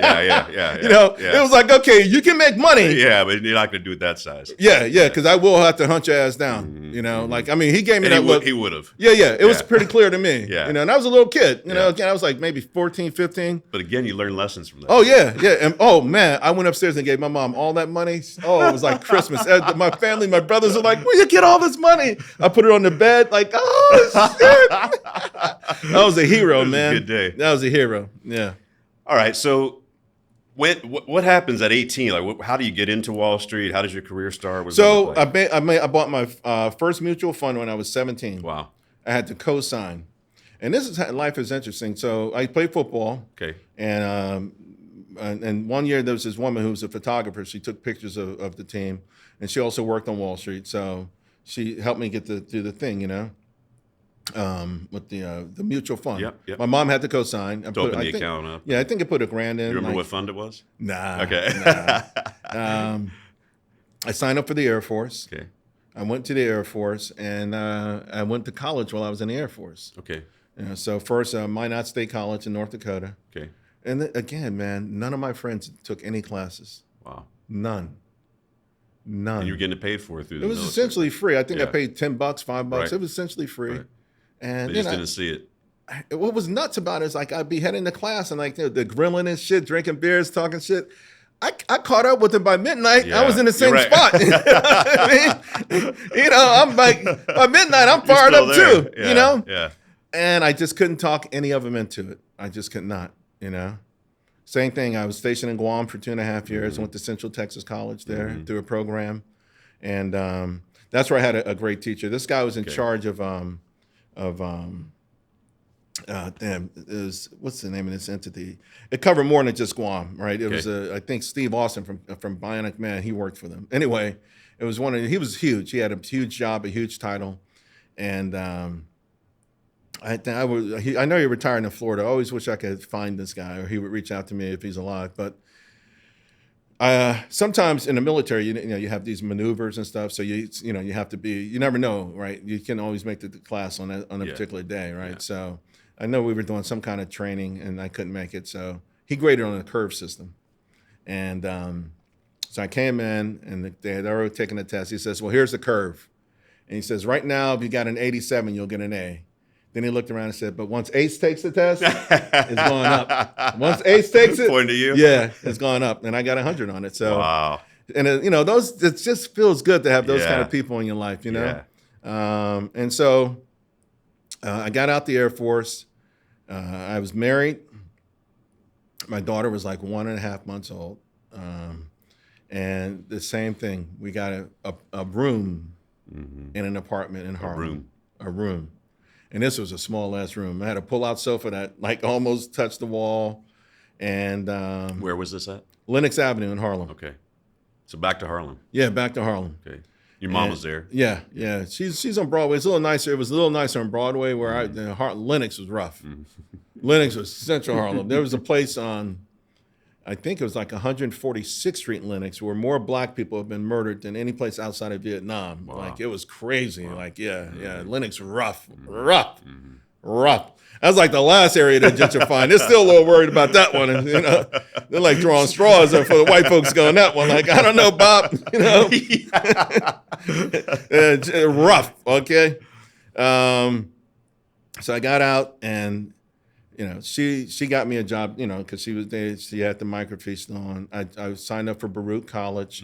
I had another part-time thing I was doing, and I went down to Wall Street to try to get a job. Now, I didn't have a degree. I went to school, and I didn't know anybody. And so I went to this one agency, and the guy was like, you're really not what they're looking for in terms of pedigree, but I'm going to send you over there. And interviewed, and so I'll never forget. So, the guy whose apartment it was, the phone rings, like the same day or the next day, that night. And it says, "Charles, the phone." So, I go down and pick up the phone, and I got the job. Wow. Rob, I can't begin to tell you how happy I was. How old was your daughter at the time? She was about, at this time, about 6 months, Wow. 3 months, Baby. 6 months. She was a baby. And I was just like, I mean, again, I was through the roof. Mm-hmm. $13,000 a year before taxes. You couldn't tell me nothing. You You couldn't tell me You made nothing, it. huh? And you know, listen, it's like I tell people, you know, I used to make my lunch, or like sometimes Burger King would have two breakfasts for $1, that kind of thing. I had to be in at like 8 or 9. I always got in at least 30 minutes to an hour early. I never took full lunch, and I always made sure I left after my boss. Mm-hmm. Mm-hmm. You know, and I asked. That's what helped me a lot too, asking a lot of questions. Mm-hmm. Mm-hmm. So, and I always tell people, like, very successful people love. Yeah. You can say brag, but they love to tell you. Mm-hmm. And you know, just hey, how does that? Come here, kid. Let me show you. Yeah. There's this thing called M1, like, you know, like every this, you know, like, oh. Yeah. And I'm just soaking it all in, soaking it all in.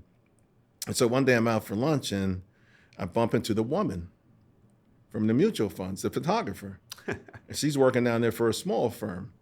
And she says, you know, I say, you know, she says, you always wanted to be a broker. She says, you want to meet my manager? Because I was working at E.F. Hutton. Okay. And they weren't going to sponsor me without a college degree. And so I went and met this guy. He said, man, I kind of like you. He says, I tell you what, we'll sponsor you for the test, but you have to study it on your own. Is it Series 7? Yeah. Yeah.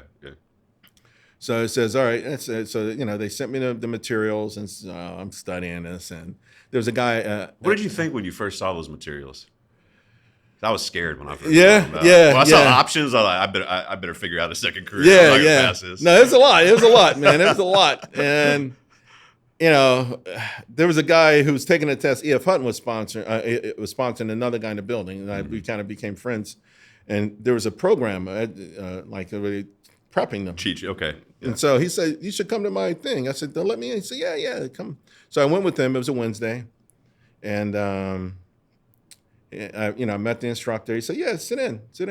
So they gave a bunch of practice tests and whatever. And for the most part, I was getting 75s and 76s. So at the end of the class, the instructor said, listen, the test is Saturday, so you're not going to be able to pass it. So he's looking at my thing. He says, well, you should take our full course. And I'm like, so I'm nodding at him, and at the same time I said, my man, you don't know me. I didn't say it out loud. I'm just looking at him like, champ, you do not know me. Mm-hmm. You do not know me.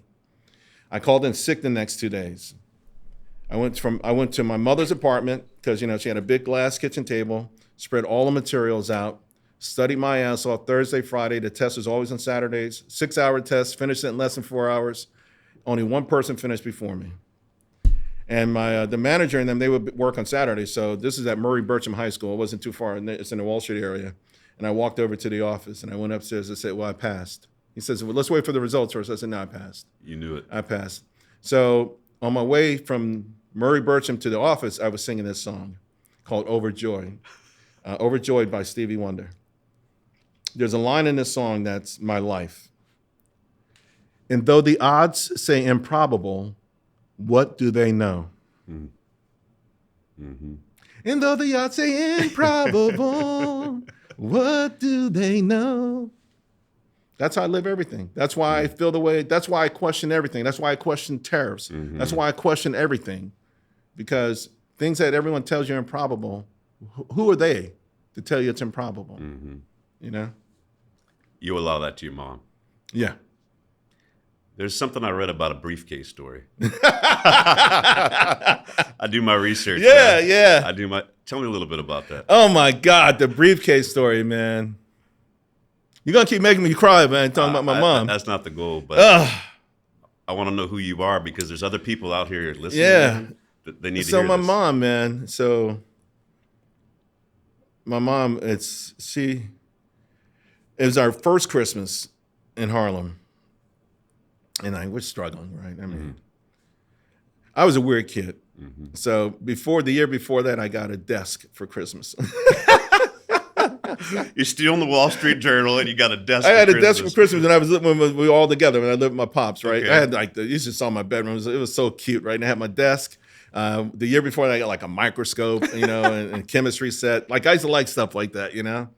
And I always wanted to be a businessman. Mm-hmm. So I told my mom, I want a briefcase.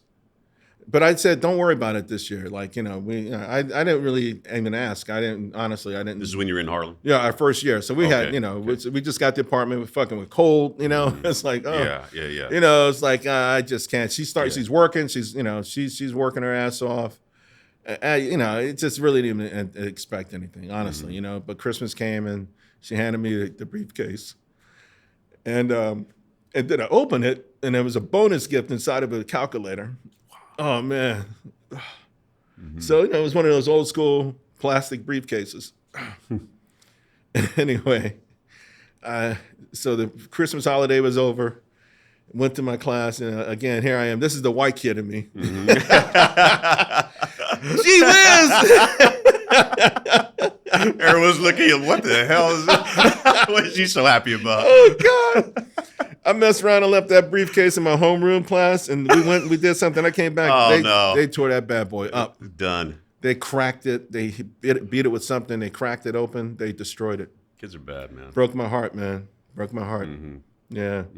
It broke my heart because my mom, I don't know how she even afforded it, And I'm going to tell you right now, Rob, real quick, because this is one thing about me, too, like with my mom. And like, she was very generous, right? One time my mother hit the number. So the illegal numbers, for folks who don't know, used to be before lottery in New York. And you play 3-digit number. And if you get it all right, you win like $600 or $700. Wow. You could play 2 numbers. You could play single numbers, right? I was amazing at the numbers. I used to be in the number hole. Oh, man. I was so good at picking numbers, man. So good. That was when I started my first charting, too. They used to have this thing called the Cheek and Chong in the newspaper, and then another thing, this blue book. And they had all these different formulas in there that you can kind of figure out what the number would be. That was my first time charting, I guess, or whatever. So anyway, my mom hit the number. I walk in the house with a buddy of mine, and she says, I hit the number. Like, oh, snap. So she gave me $20, and she gave my friend $20. So, when my boy, we're in the back of planning, whatever, he leaves, and I'm like, why'd you give him 20? And she says, God wants us to share our gifts. So she taught me all of this stuff, man. Yeah. I never asked you. I never really heard you talk about it, but where do you stand in terms of faith? Oh, man, I'm a strong believer in God. I'm so on church. I think a lot of people are. But in terms of God, I cannot tell you how much I feel God has blessed me but mostly to bless other people. I feel like I've always been a vessel for God. Not that I've done anything to earn anything special, but I do believe that God has used me during my lifetime to help others. And so I have so much faith in God. That's why I never get down. Never truly. I could lose a job. Anything could happen to me, but I just believed in God so much. So, yeah. I agree, man. I think you're doing a pretty good job with that gift that you've been blessed with, man. All right. So this is who you are. You get into Wall Street. You start crushing it. When does the transition come to Wall Street Strategies, Fox? What does the timeline look like between those two? So I became a broker, and the disillusionment began almost immediately, right? Because I had sort of romanticized being a broker as, you go, you do all this research, and you find these amazing investments for your clients, right? And so I found this company called Burroughs Wellcome. They had a new drug called AZT for a new disease called AIDS. And I said, you know what? So I was getting people to sign up and buy that stock, but it wasn't a house stock. So I was signing up. This wasn't one you're really supposed to be pitching. Right. The ones you can make money on that they had in inventory, right? The crappy stuff, like the penny stock stuff, right? That's the stuff they want you pitching. Right, right. But I was opening up accounts on Burroughs Wellcome. And so payday comes around. Now, my first full month in the business, I opened more new accounts than anybody else in my office. Wow. Yeah, I was killing it. Oh, and real quick, I'll tell you one of the reasons I was killing it. This is how intervention is so amazing, man. My very first week in there, so they give you a script. And they say, good luck. And then you go in the back and you grab phone books. These old-ass phone books that everybody's used. They're dusty as hell. And like, I'm calling those. Yeah, I'm calling these people on their phone book, and I'm looking for lawyers and doctors. And I get on the phone, the guy picks up, I read the spiel to him. And he said something that changed my life. He said, you read real well, but what do you want? So he opened the new account. After I hung up, I tore up the script. Never used the script again. just talk to these people. Mm-hmm. So that was a hell of a revelation. So I opened more new accounts my first month. Payday comes around. They're handing out the checks. Oh my God, these people, the checks they Crushing get. it. Oh shit. They hand me my check. I'm like, it was so small. It was so tiny. Because you weren't pitching the stuff they wanted you to pitch. And these guys, they ordered the limo. They ordered the Coke. They went to the strip club. I'm like, yo, you just got to drop me off in front of my apartment building in a limo. I just want the people to see me getting out the limo. And I hate to say it, man, but I went back to work that next Monday and I was selling the crap. Yeah. I was selling that crappy stuff like crazy. You know. And so my disillusionment began there. So I was able to take eventually my passion for research and knowing that people were selling crap. And I started Wall Street Strategies initially to sell research to brokers. Okay. There was a big directory. I called it the Red Book. I don't know the official name of it, but it has essentially almost every broker in America is in there, or at least the firm. If you didn't have a broker, you called the firm and asked for a broker today. And so at night, I would write the research at night and call the people in the daytime. And it's just me working by myself doing that. Wow. Then I started doing a little okay, and I hired one guy. This was during the crack epidemic, so I got an apartment Early in Harlem. 90s. Yeah, got me an apartment in Harlem, and it was in a So brownstone. you were doing this in Harlem? Yeah, I got a little brownstone apartment that was like, the brownstone's probably worth $6 million now. You know, you could have bought the whole thing for maybe $50,000. Like it was the crack epidemic, it was bad. And so I hired my first person, doing it. Next thing I know, I get an office in Broadway, on Broad, 50 Broad. Wow. You know, and I'm doing it, I'm growing, you know, and you know, I remember once, it's so weird because people come into your life at the right time. Right. And this one guy helped me out, man. He had a bigger firm, but they had an old phone system. Because I had started hiring enough people that I had people sharing the phone. Like when someone was off and working, like after they spoke to someone filling out the notes, I had someone else pick up the phone and call. Oh, you were grinding it out. Oh yeah. I remember I come from a scrambling background, baby. You're scrambling. We're scrambling, baby. We're scrambling. You know, so it's just starting to grow, right? And it's starting to grow. And all my clients initially were mostly brokers. Okay. So I'm building this reputation amongst brokers, the brokers community. One thing that also started happening is I would get like certain good tips on things, right? And I think people were using me. Like, let's just say, for instance, you were a broker and you had a client who owned a mobile home company that was publicly traded, and he got an offer. He was thinking about taking it, you know, but not sure. And you're the broker, like, how can I buy this stock? But you couldn't, unless somebody wrote about it in a newsletter somewhere. Like now it's public knowledge. So, you know, anyway, all kinds of things are happening, and the business is growing. And we're grinding our ass off. And then I get a phone call one day from CNBC. I'm like, oh, snap. I don't know how to, you know, some broker told him about me, whatever. And so you want to come on? I left the office. I went to where I was buying my clothes. There's a place called Shabanata. Okay. And I get to Shabanata, and there's like 200 people outside of Shabanata. I weave my way in, and I look, it's, you know, glass. I look through, and there's Mike Tyson. Wow. He bought all his clothes from there. And so I knock on the thing. My man lets me in. I said, yo, I'm going on TV. I'm going on CNBC. I need a new shirt and a new tie. He says, all right, I got you. So now Tyson's a little curious, like, who's this? Dude? Like, yeah, because no one else was in the store. They kicked everyone else out. Yeah. So I ended up rapping to Mike Tyson for about 25 minutes, 30 minutes. I used to root against Mike Tyson because I thought he was a bully. Yeah. Man, I fell in love with him. I bet.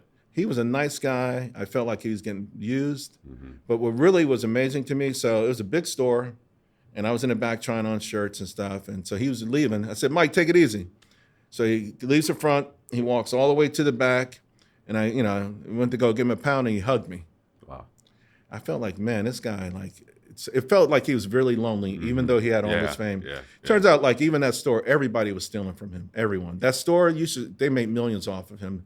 His boys would come in, and all the stuff, the Gators and all that stuff, you know. Yeah. So I went down, I did the show, you know, and it was just, you know, it was just amazing. They started asking me to come back, and, you know, and what show was it? Do you remember? I forgot. Yeah. I forgot. Yeah.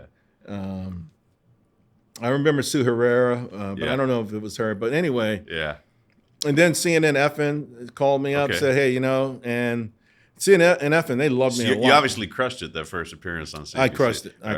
And they were having me back. Like at CNN, they asked me to come. Then they had this thing where they would have you co-host. Okay. For on Fridays. And what they loved about it is they did a call-in thing, and I would know every stock. Like, the producers said, this one? Yeah, put them through. This one? Yeah, put them through. Oh, so you had callers calling in to ask your opinion on Right. Okay. And the producer was like, what the fuck? You know this? I said, yeah, put them through. And I would know all that. I knew all that shit. I knew it. And one of the camera guys said, man, you could do this. You could really do this for a living. I said, yeah, I didn't, whatever. You weren't thinking, but not really. And so then, again, the business is going well. I ended up getting moving my office to a building that was built by shipping giants. Was this helping the business, getting your name out? God, this actually changed my business model. Because when I would go back to the office, the phones are ringing off the hook. And now it's all these retail clients. And so I had to retool the product a little bit, from a broker-centric product to retail. Okay. Right. And I mean, just ringing off the hook, so... And and back in the day, whenever our credit card machine had the tape that would come out, and that bad boy was all the way, that bad boy was like, You don't make much money in TV. You're monetizing it through this business that you have. Right. Yeah, I was a guest. So I wasn't making any, but it was just like free advertising. and just off the hook, man. So I got, I ended up getting an office, the whole entire floor of an office. This thing was amazing. It had on one side of the building had an angle of the New York Stock Exchange. On the other side, it had. You made it at this point. Yeah, it had the other side. Yeah, I mean, we're at Harlem. We came all the way down. Now I got the entire floor. I got 50 employees. And so this is Yahoo Finance has started. Okay. And same thing. Like they say, hey, can you come on once a week? Right. Then they say, hey, can you It got to the point where eventually they said, hey, can you just do a show? So I ended up doing a show at 4 o'clock. And as soon as the market closed, we put the green screen down. Yep. And I had 3 cameras. Okay. Pivoting on all different areas. Like I could get you the Statue of Liberty on one side. Shipping giants, shipping magnates built this building. Wow. So I had a view of the harbor and also a view of this New York Stock Exchange. It's beautiful. So I was doing that, and then the crash came. I even my company 2002. My company I did a reverse takeover, so I was a publicly traded company. Okay. Yeah, on paper I was like, oh, forget it. Yeah. And my peak back then I had 275 million. Wow. I was invited to all kinds of shit. I mean, they were inviting me to stuff like, huh? Okay, you sure you want me? I mean, they saw my cash. Yeah. Oh my God, they invited me to so much stuff. Like, my man, I remember going to this house, the CEO from Citi. Golly. Anyway, I got a mental block. He had a big fundraiser. He had a big fundraiser for the Alvin Ailey School, dance school, because his wife, she loved it. And they had Judith Jameson, who was the main dancer at the time, the architect. So I'm up there with my wife, and these hors d'oeuvres, and this is at his penthouse, right? It's like chilling. All of a sudden, they start putting the arm in everyone. So now they're going around the room, right? All right, and the Rosenbergs, we'll put in $2 million, okay? And the Smiths, put us down for $5 million. Wow. And they're going around the room. I look at my wife. We gotta get the fuck out of here. Follow me, okay? Let's get in the dumbwaiter and get down in this one and say, time to go. Because they'd have got to me, I'd have been like, hold on 1 second. Put me down for, wait a minute. Put me down for 3G. Yeah, put me down for 3G. Yeah. I was nervous as hell. They were moving quick around that room. Reputation was about to get a ding to it. Woo! Paper wealth is amazing. I was like, it's worth $270 on paper. Anyway, I'm like, okay, we have to go. So we dipped out of that bad boy, and but then it was just too much money. I was making a lot of money. I drifted away from the person I was. Yeah, and of course, we had the market crash. Yeah. I mean, that was a hell of a crash. It was bad. I mean, 3 years of it. Yeah, 3 years we were on the. I invented work from home. Yeah, we lost our office. Yeah. Now, let me tell you. So, I don't know why I didn't get along with the whoever was running the building. So we weren't paying the rent, and finally they came up to kick us out. Right, we had that one day. Like they didn't get the check that day. So I'm scrambling, trying to negotiate, get some money in, raise some cash. So they come up with the guys in the buildings with drills, and they're drilling my locks. They're changing the locks, and there's 2 marshals with them, with the guns on the holster, on the hip. And I'm sending out emails to everyone in the office, keep working. Don't fucking stop. Keep working. Keep fucking working. Keep working. And the marshal says, you got to We're not leaving. And I said, the marshal reads, you got to leave. I said, give me a second, man. Give me a second. Don't fucking stop. But people are scared, like, there's a marshal out here, Charles. You got a dude with a gun in. I'm like, keep working. How many people do you have in there? We were about 30 people. Oh, 30, okay. I was thinking people. like 8 or 10. 30 people. Yeah. Wow. And so then Marshall, he came over. The third time he came over, he was pissed. He said, I'm not going to ask you again. You have to leave now. And at that moment, my COO ran in the building with the check. The wire came. What? Yeah. It was almost inconsequential because we were out of that fucker about 2 months later. Yeah. But we dodged the bullet that day, literally. So we've been at work from home. I had people working from home, like So you kept going. You just downsized it a bit. We had no office. I said, take the leads home. You know. So we actually invented that years ago. Yep. So yeah. Okay. And then things got better and better. You know what I mean? But I always thank God for that crash because I was crazy. I was losing it. Changed the person who you were headed towards. I was too arrogant. I just wasn't the person my mom raised. You know what I mean? I needed to come up, and it's real bad, really bad. Yeah. So when did you transition full time into over Fox? I assume it was Fox where you went full time into it. Yeah. So I think when Neil Cavuto came over from CNBC. Yeah. First of all, when he went from CNBC to this thing called Fox, I thought he was crazy. Honestly, I'm like, my man, what is wrong with you? Why are you leaving CNBC? Yeah, it's every time, every bar, every restaurant you went into. CNBC. Everyone was in the market, cab drivers. It was like, what, are you nuts? He went to this thing called Fox. I'm like, okay, bless him. Did you know Neil? Yeah. Okay. Yeah, so I get a call. Neil wants you to do a show at that Fox thing. I feel like I was doing him a favor. All right. So I get there, the building. So the escalators, the first studios were downstairs. So I take the escalator downstairs. Okay. I'm in the studio. This is lit better than that was lit. Okay. Really? I mean, it was like, I'm looking at Neil. The table was like missing a leg. I'm holding part of this shit up with my knee. I'm like trying to help. You know what I mean?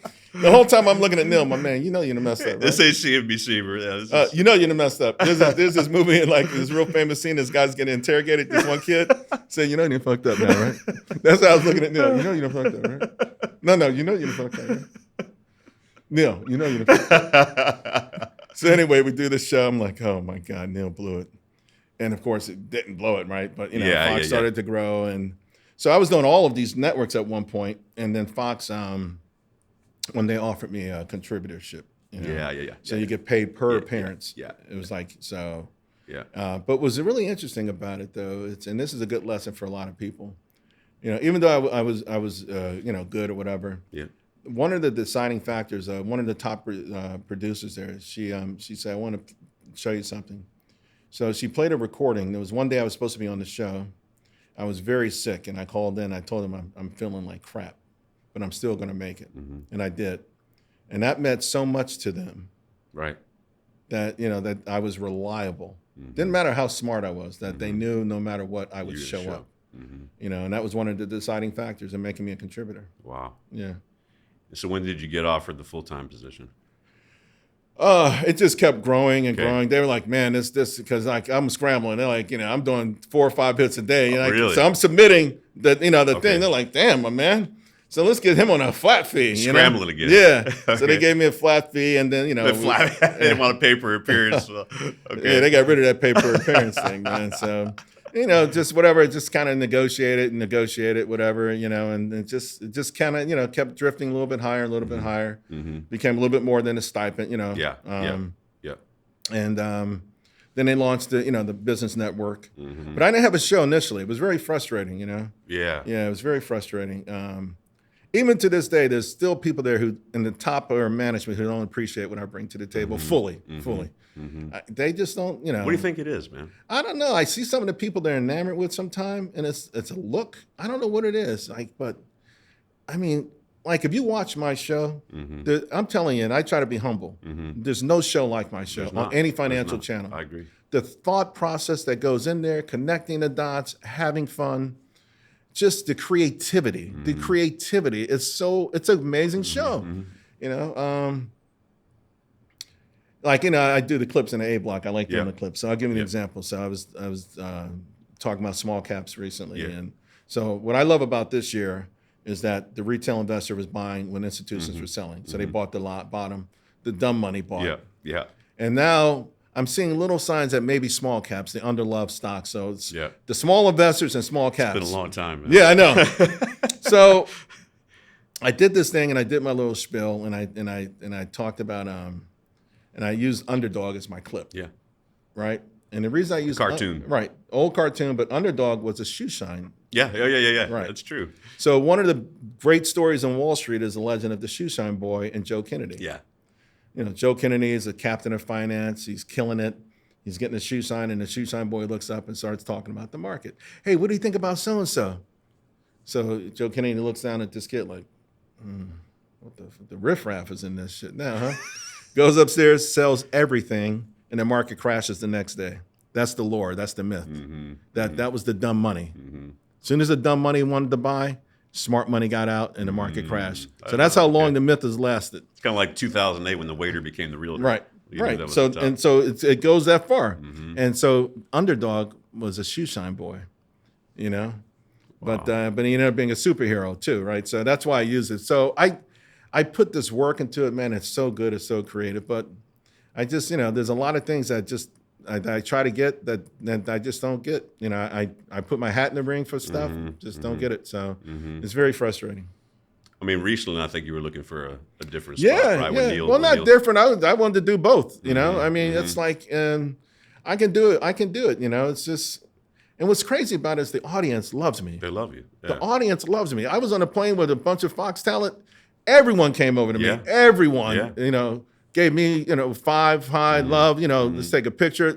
Walk past everyone. People do. It's like, it's just somebody at the very top who's just like, nah, But it's tough. It's tough. It's been tough to be there.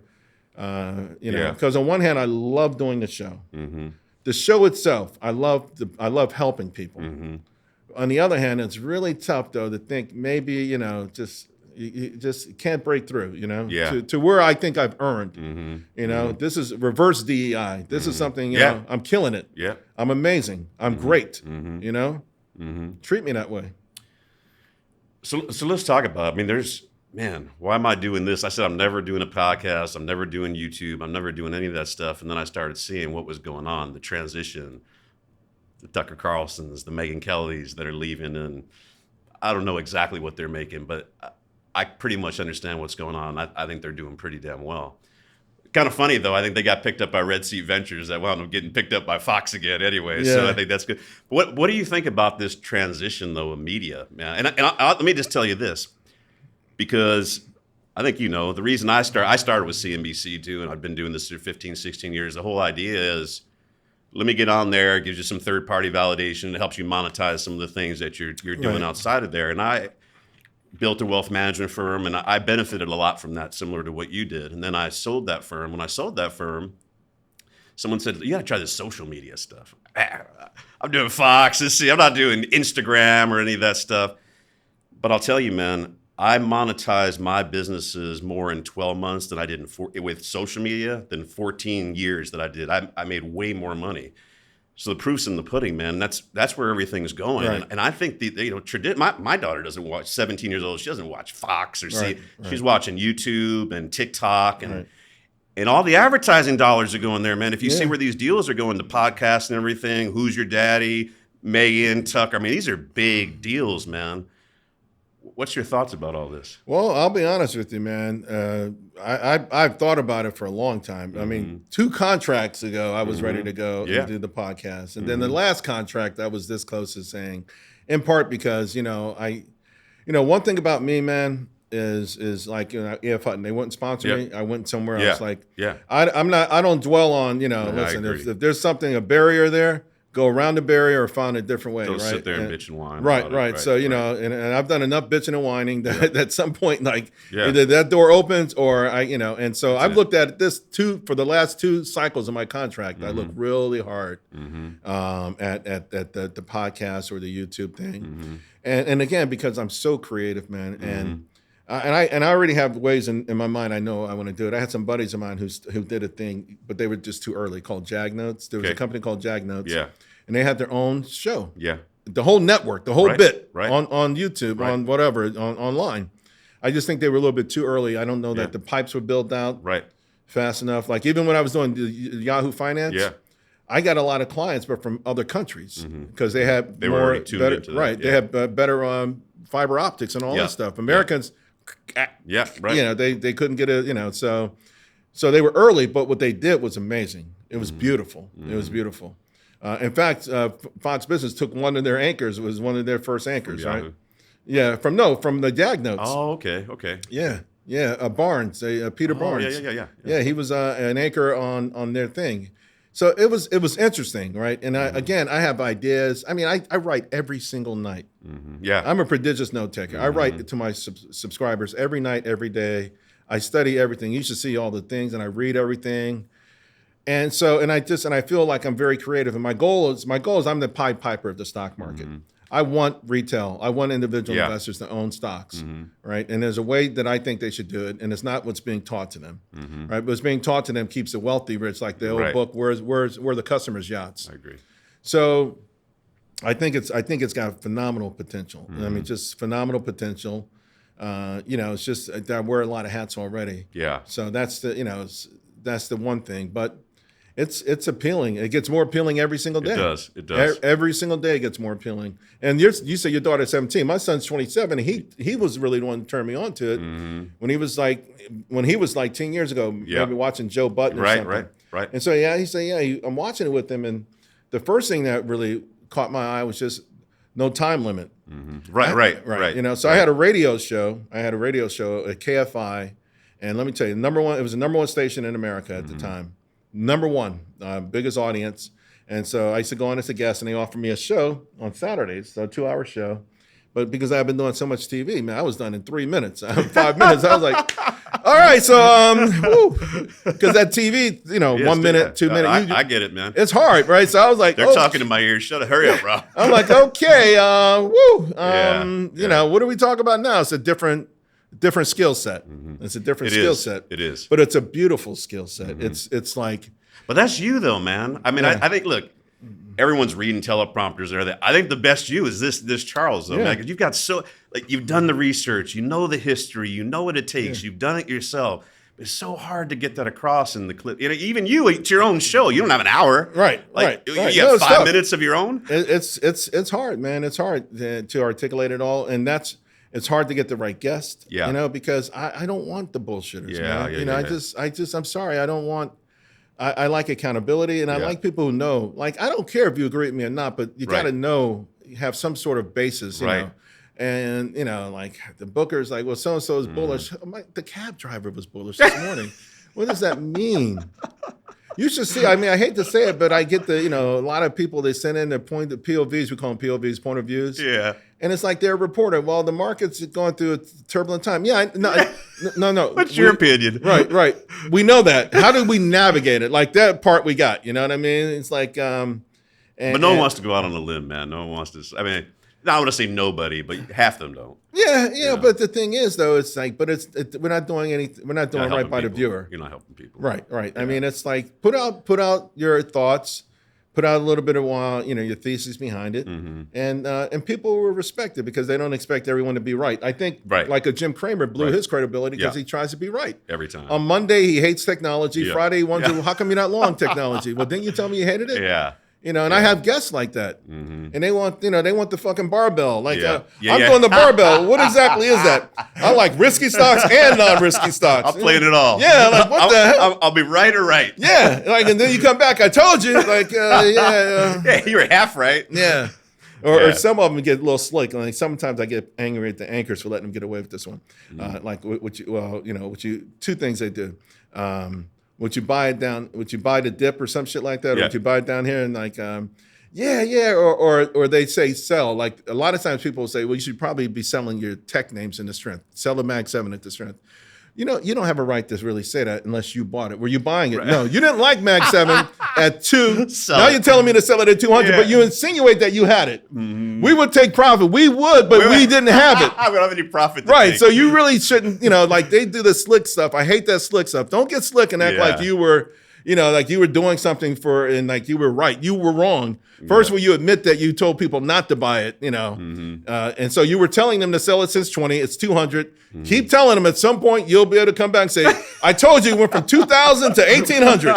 I was right, Oh, man. But so there's all those games, right? So it's not just what I have to say. I got to try to make sure I protect the viewers and get the best out of them. And it's a grind. How much control do you have over that guests that come on your show? No, the problem is I don't let anybody on if I think they're BSer, but I can't wear every hat, right? Right. It's hard because people who are my bookers, they don't know anything about the market. Yeah. So they're working hard. They're nice people. I'm trying to, I'm asking for more help. I just need some people who love the market. Yeah. Just give me a couple that love, and I say love it like how you felt when you first like if Broadcom is reporting after the close, let's book one guest on the show that day who has an opinion on it. Yeah. To have no guests on a $1 trillion stock that's reporting after the bell, that's what we booked is crazy, right? Or if I'm talking about something on Monday and there's no one to, I was really kind of passionate about that, and how come we don't have at least one guest to follow up? Or, we just have to. It's just bad, It's just bad. It's so it's. But you can't do all of it, You can't do it all. So yeah.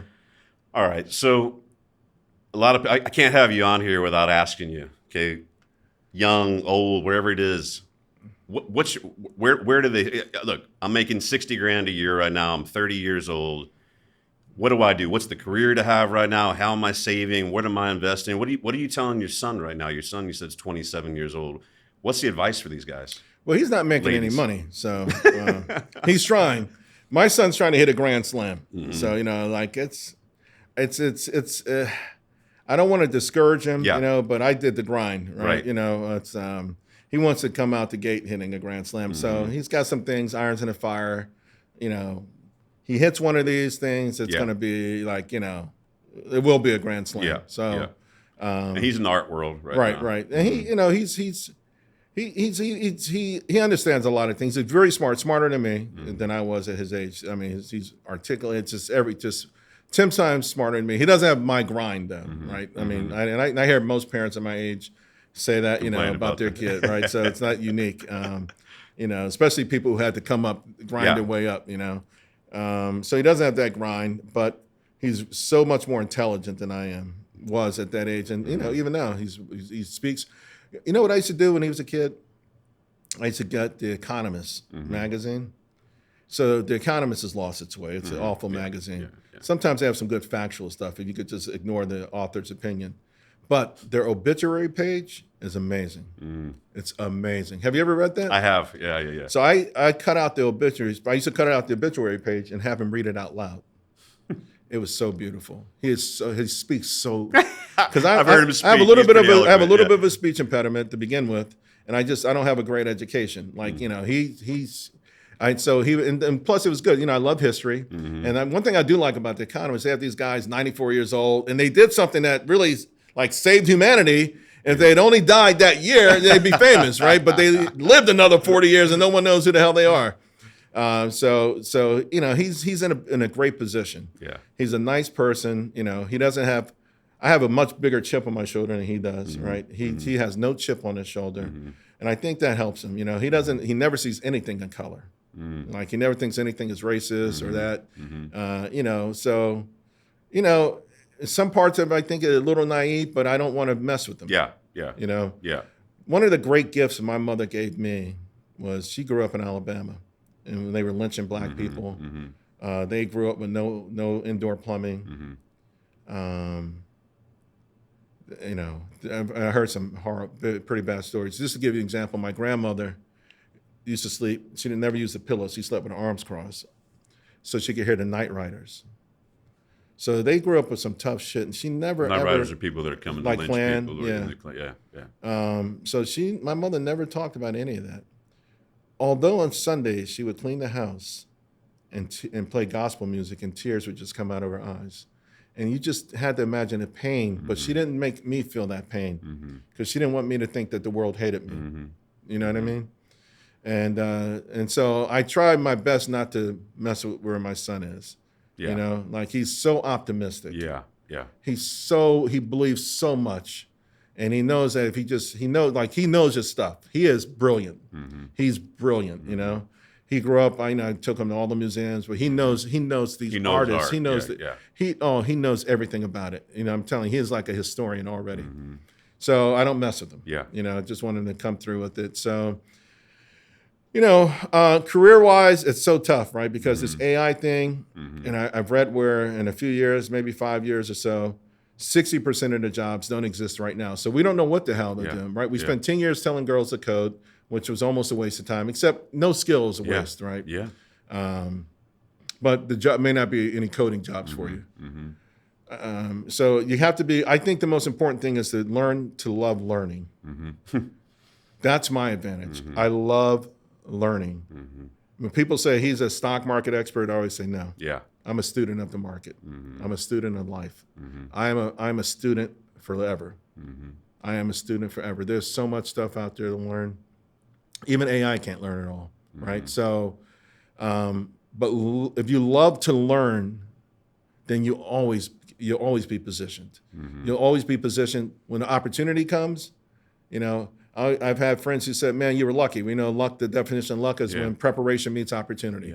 So if you're just always learning, always thinking, always curiosity, and and then when these things come, either you're already prepared or you can adapt quickly, right? And you know, I'm of course a lifelong proponent of investing, and it doesn't have to be the stock market. I just find a way to make your money work for you. Find a way to make your money work for you, and just budget. You know, particularly young. You don't have to be at every party.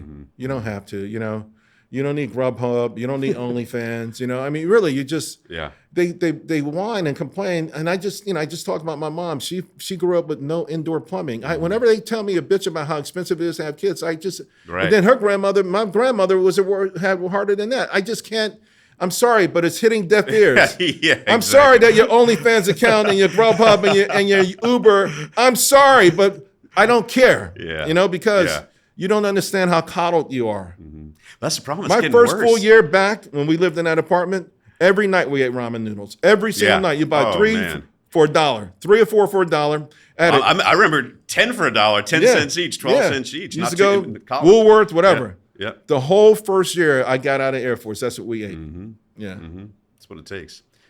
Yeah, but I mean, what you said, you got to love learning. And I think that just goes by people, or whatever you told me. But you got to love learning, man. Because I think today you've got to be excellent at something. Because information's free, man. You can Google it. Right. But until you're excellent like you are at something, you're not going to impact people's lives in the way that Google won't. Right. And it definitely not the way AI won't. I mean, it's scary how good AI is getting, but unless you do that, unless you learn, unless you grind, and you said it, adapt, you're not going to get there. I don't think enough kids hear that, or they'll hear the stock market. The thinking has even gotten lazy, man. I'm not going to get that. I'm not going to understand that. It's like me when I saw options. Like, again, I had no option though, but I'm like, shit. Okay, I'm going to learn options, or I'm not going to eat. I'm going to learn options. Then you know what? 2 years later, I was an option principal for that firm. I got my Series 24 because I became so damn good at options because that was my only way out. But I learned, and that led to the next thing and the next thing. Investing. I mean, you talk a lot about stocks. I talk a lot about stocks. And Warren Buffett has a concentrated portfolio of 8 stocks, but he tells everyone buy the S&P. What do you think about that? Because Warren Buffett what he's essentially saying is what you just said, though, that they're not going to put the work in to know these companies. That's the sad part. You know, when people work for me, my analysts, I say one thing you have to do is learn about, whenever we see a stock that we like, we go back and we research the founders. Because often the ethos of the founders live on with the company. Warren Buffett, two two papers ago, his annual letter, said that Berkshire Hathaway is going to be run the same way 100 years from now that it's run right now. And these companies that sort of follow the ethos of their founders find a way, and they do very well. So I always love to learn the founder story. And those stories, I could do a movie every month, a movie on these guys that would be people will go see. It would just it's just we've had so many unsung heroes in this world, in this country. Just beautiful, just amazing stories, Rob. Oh my goodness. All right. So and then do the work into the company, find out what they do, whatever, and people don't want to do that. And that's why he says buy the S&P, because he knows that people don't want to do the work. And that's why there's this thing, one of these hypotheses, the efficient market hypothesis. That I say it can't be efficient. And I used to argue with Ben Stein about this all the time. And his thing was like, well, all the information is out there that you need to know is publicly available. That's true, but who's read it? Well, you think about the efficient market hypothesis, which kind of created modern portfolio theory. It assumes people are rational. And they're always going to make the rational decision. I think we see that's not the case. Right. And part of it, though, is because they don't know. They don't know. Right. If Michael Jordan in his prime, if Chicago Bulls are losing by 12 points with 2 minutes left in the game and they were playing in Chicago, and you had a chance to bet $1,000 to get back $5, to get back even $2,000, you would do it. Why? Michael Jordan. Right, but so you understood the fundamentals of the team. And so you weren't afraid. Stock goes down a few points, you don't know what the hell you own. That's exactly it. So you cut bait. Why is it down? You sell it. You don't know if it's good or bad. It's just a symbol. Everyone's talking about it. It's been hot. It broke out. I saw the chart. And that's what Warren Buffett's talking about. If people would only take the time to learn, and you only have to learn a few of these companies. I agree. And then the people. I always believe in people.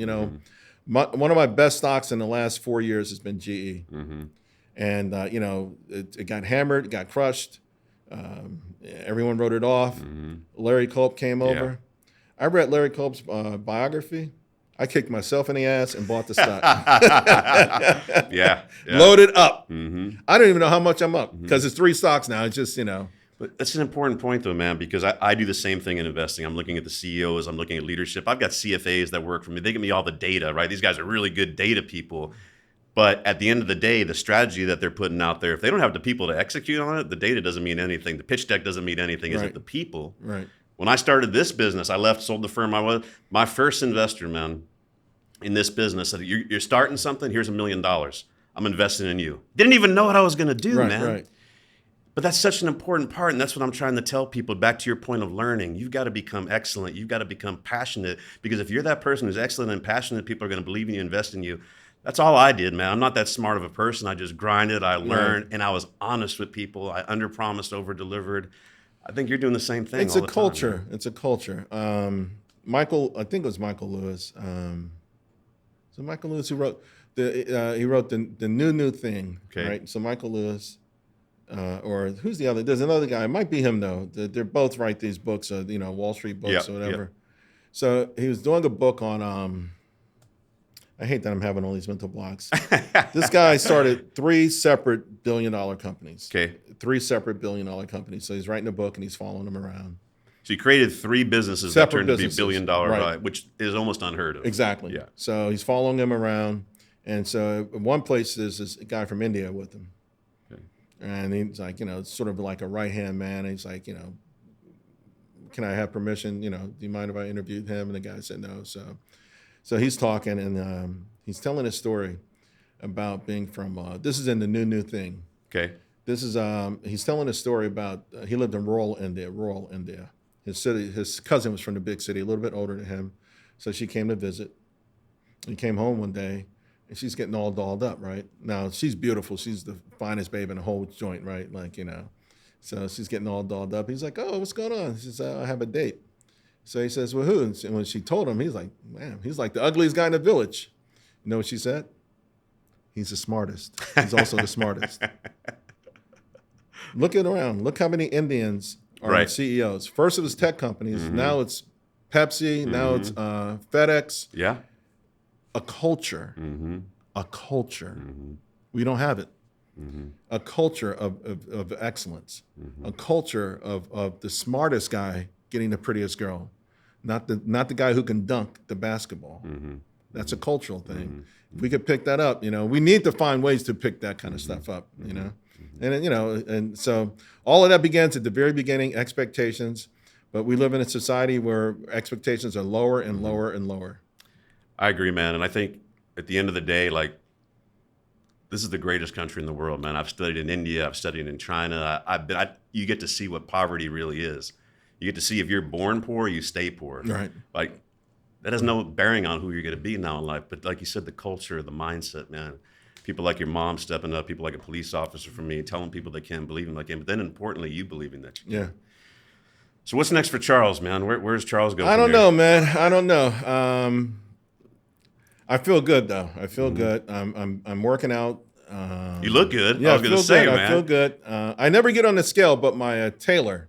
That's all. The scale doesn't mean anything. Man. He's like, oh man, he's blown away. So I bought a thing 2 Februarys ago, and it's also all the free crap at Fox. It's been that same the crap food. Yeah, I don't touch that. Can't. My diet's still a little so-so, but I mean, I'm in there, man. I'm Working pumping out. my ass off, man. Yeah.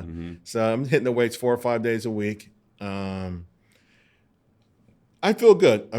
Ultimately, I want to find a way to help people and education. So I was on the board of a charter school in the South Bronx for a while. And that's now this one area is now the poorest congressional district. Yeah, this part of South Bronx. And over half the kids are first-time immigrants, So, a lot of them from Africa. It was hell the first day, man. I go out there to help. I'm trying to read these names. Chabungaba. Huh? But then the thing would bug me up. They'd be like, no, that's Fred. Oh, how the hell you get Fred? Ain't an F in nowhere. All right, Fred, come on in, babe. Like, what the hell? Yeah. What's going on here? So anyway, and I loved it, but too many liberals. Yeah. I'm telling you, their expectations for these black kids are so low. Yeah, well, that's what I'm saying. When you say that, it's not a political statement, man. It's just people. When you're saying, look, you just don't believe in the power of these kids. They don't. That's they the did problem. not believe in these kids. Yeah. They did not believe in these kids, and everything was watered down. And no, they have to have the toughest curriculum out the gate. Like, you don't think they can do it. Right. That's the truth. Right. And so I stopped doing that. I'm on the board of the Harlem Boys and Girls Club now. Okay. It's I don't know. I'm always going to help them, because when I got to New York, they helped me. They were there for you. Yeah, I played on their football team, and long story short, somehow someone sent me an email a few years ago, about 5 years ago. They were raising money, and I sent some money in, and so some woman called me up, and she was crying. She said it was the biggest check they ever got. Wow. And so then I guess the people who were running it didn't realize I actually used to go there and used to be on the football team, and they found these pictures of me and my brothers and all that. Yeah. So, wow. So I'm on the board, but it's tough. It's a tough one, man. Anything in New York City is going to be tough. Because politics are tough there. Yeah, it's just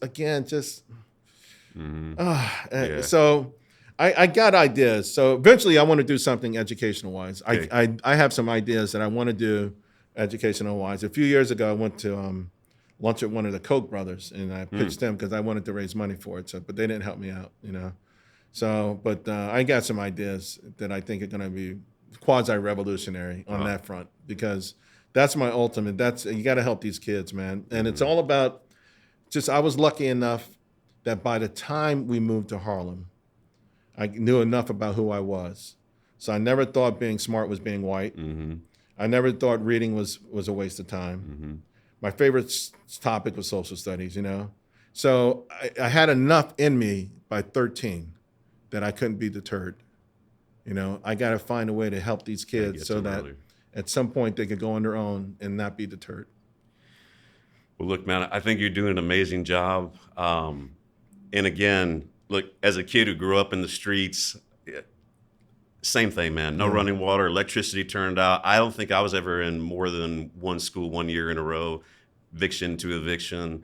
I'm sitting here now, man. Like, you grew up, but I'm sitting here now with Charles Payne, and just by the grace of God, man, like one relationship led to another, to another, to another. That's why I'm here right now. Yeah. I don't even know why you agreed to we don't know each other that well. Why you flew out here on a Saturday. It was going to launch on July 4th. because I think it's a pretty impressive day. But this is the day before Father's Day. You got kids, like you took time to come out here and invest in me, man. And I really appreciate that. There's something special about you, man. I appreciate that, man. I see something in you. I really do. You're a good man. I appreciate it, man. Yeah. I think we're going to end it there, man. All right. All right. Okay. Thanks, man. You got it. Love you, man.